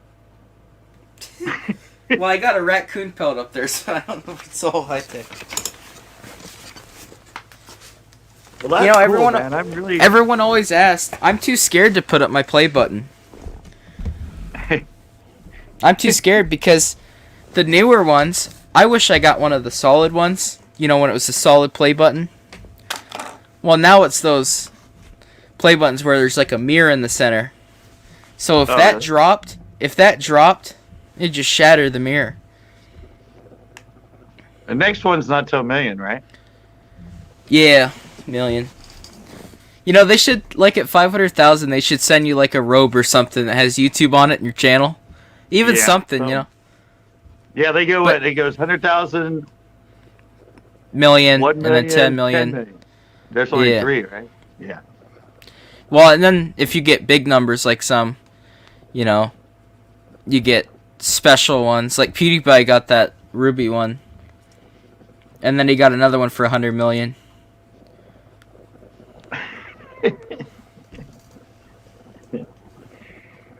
I had a fireplace. Man. Yeah. I better get off.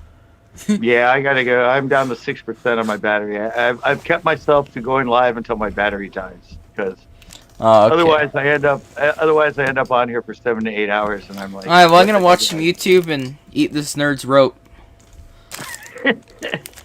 I'm so glad you came back on. This was the second time you've come on, right? Yeah, it was the second. And the one time you couldn't even hear me because everyone was fighting over Jeopardy or whatever. Oh, did you come in during, are you starting a 5th grader? Yeah, swearing a 5th grader. Yeah, I couldn't even see it either. I gotta do those again. I gotta do another. People like those. We're up to 16 million we've won on there as my channel. I've been playing Monopoly. All right. Thank you so much. Yep. Thank you, and I hope everybody learned because we went over a lot of stuff about YouTube. Yeah. I think we probably helped a lot of people, and there was a lot of stuff I wanted to ask you too. So, thank you so much for indulging my my questions about it. Yep. All right, guys. I see it. I'll be on here tomorrow, and go check out Nicholas. He does some great camping stuff, and he's a great guy. Obviously, you guys have learned about him. He's not a sellout. He's really a genuine person. And people that see, I'd say that, but then I'd look like one that's using reverse psychology. But no, you're going about it the right way. I can just tell, and everybody else in my chat can tell too. You're not a sellout. You're doing what you love. All right, guys. I'll see you tomorrow night for my Tuesday night hangout, and go check out Nicholas. And thanks a lot. We're out. Bam!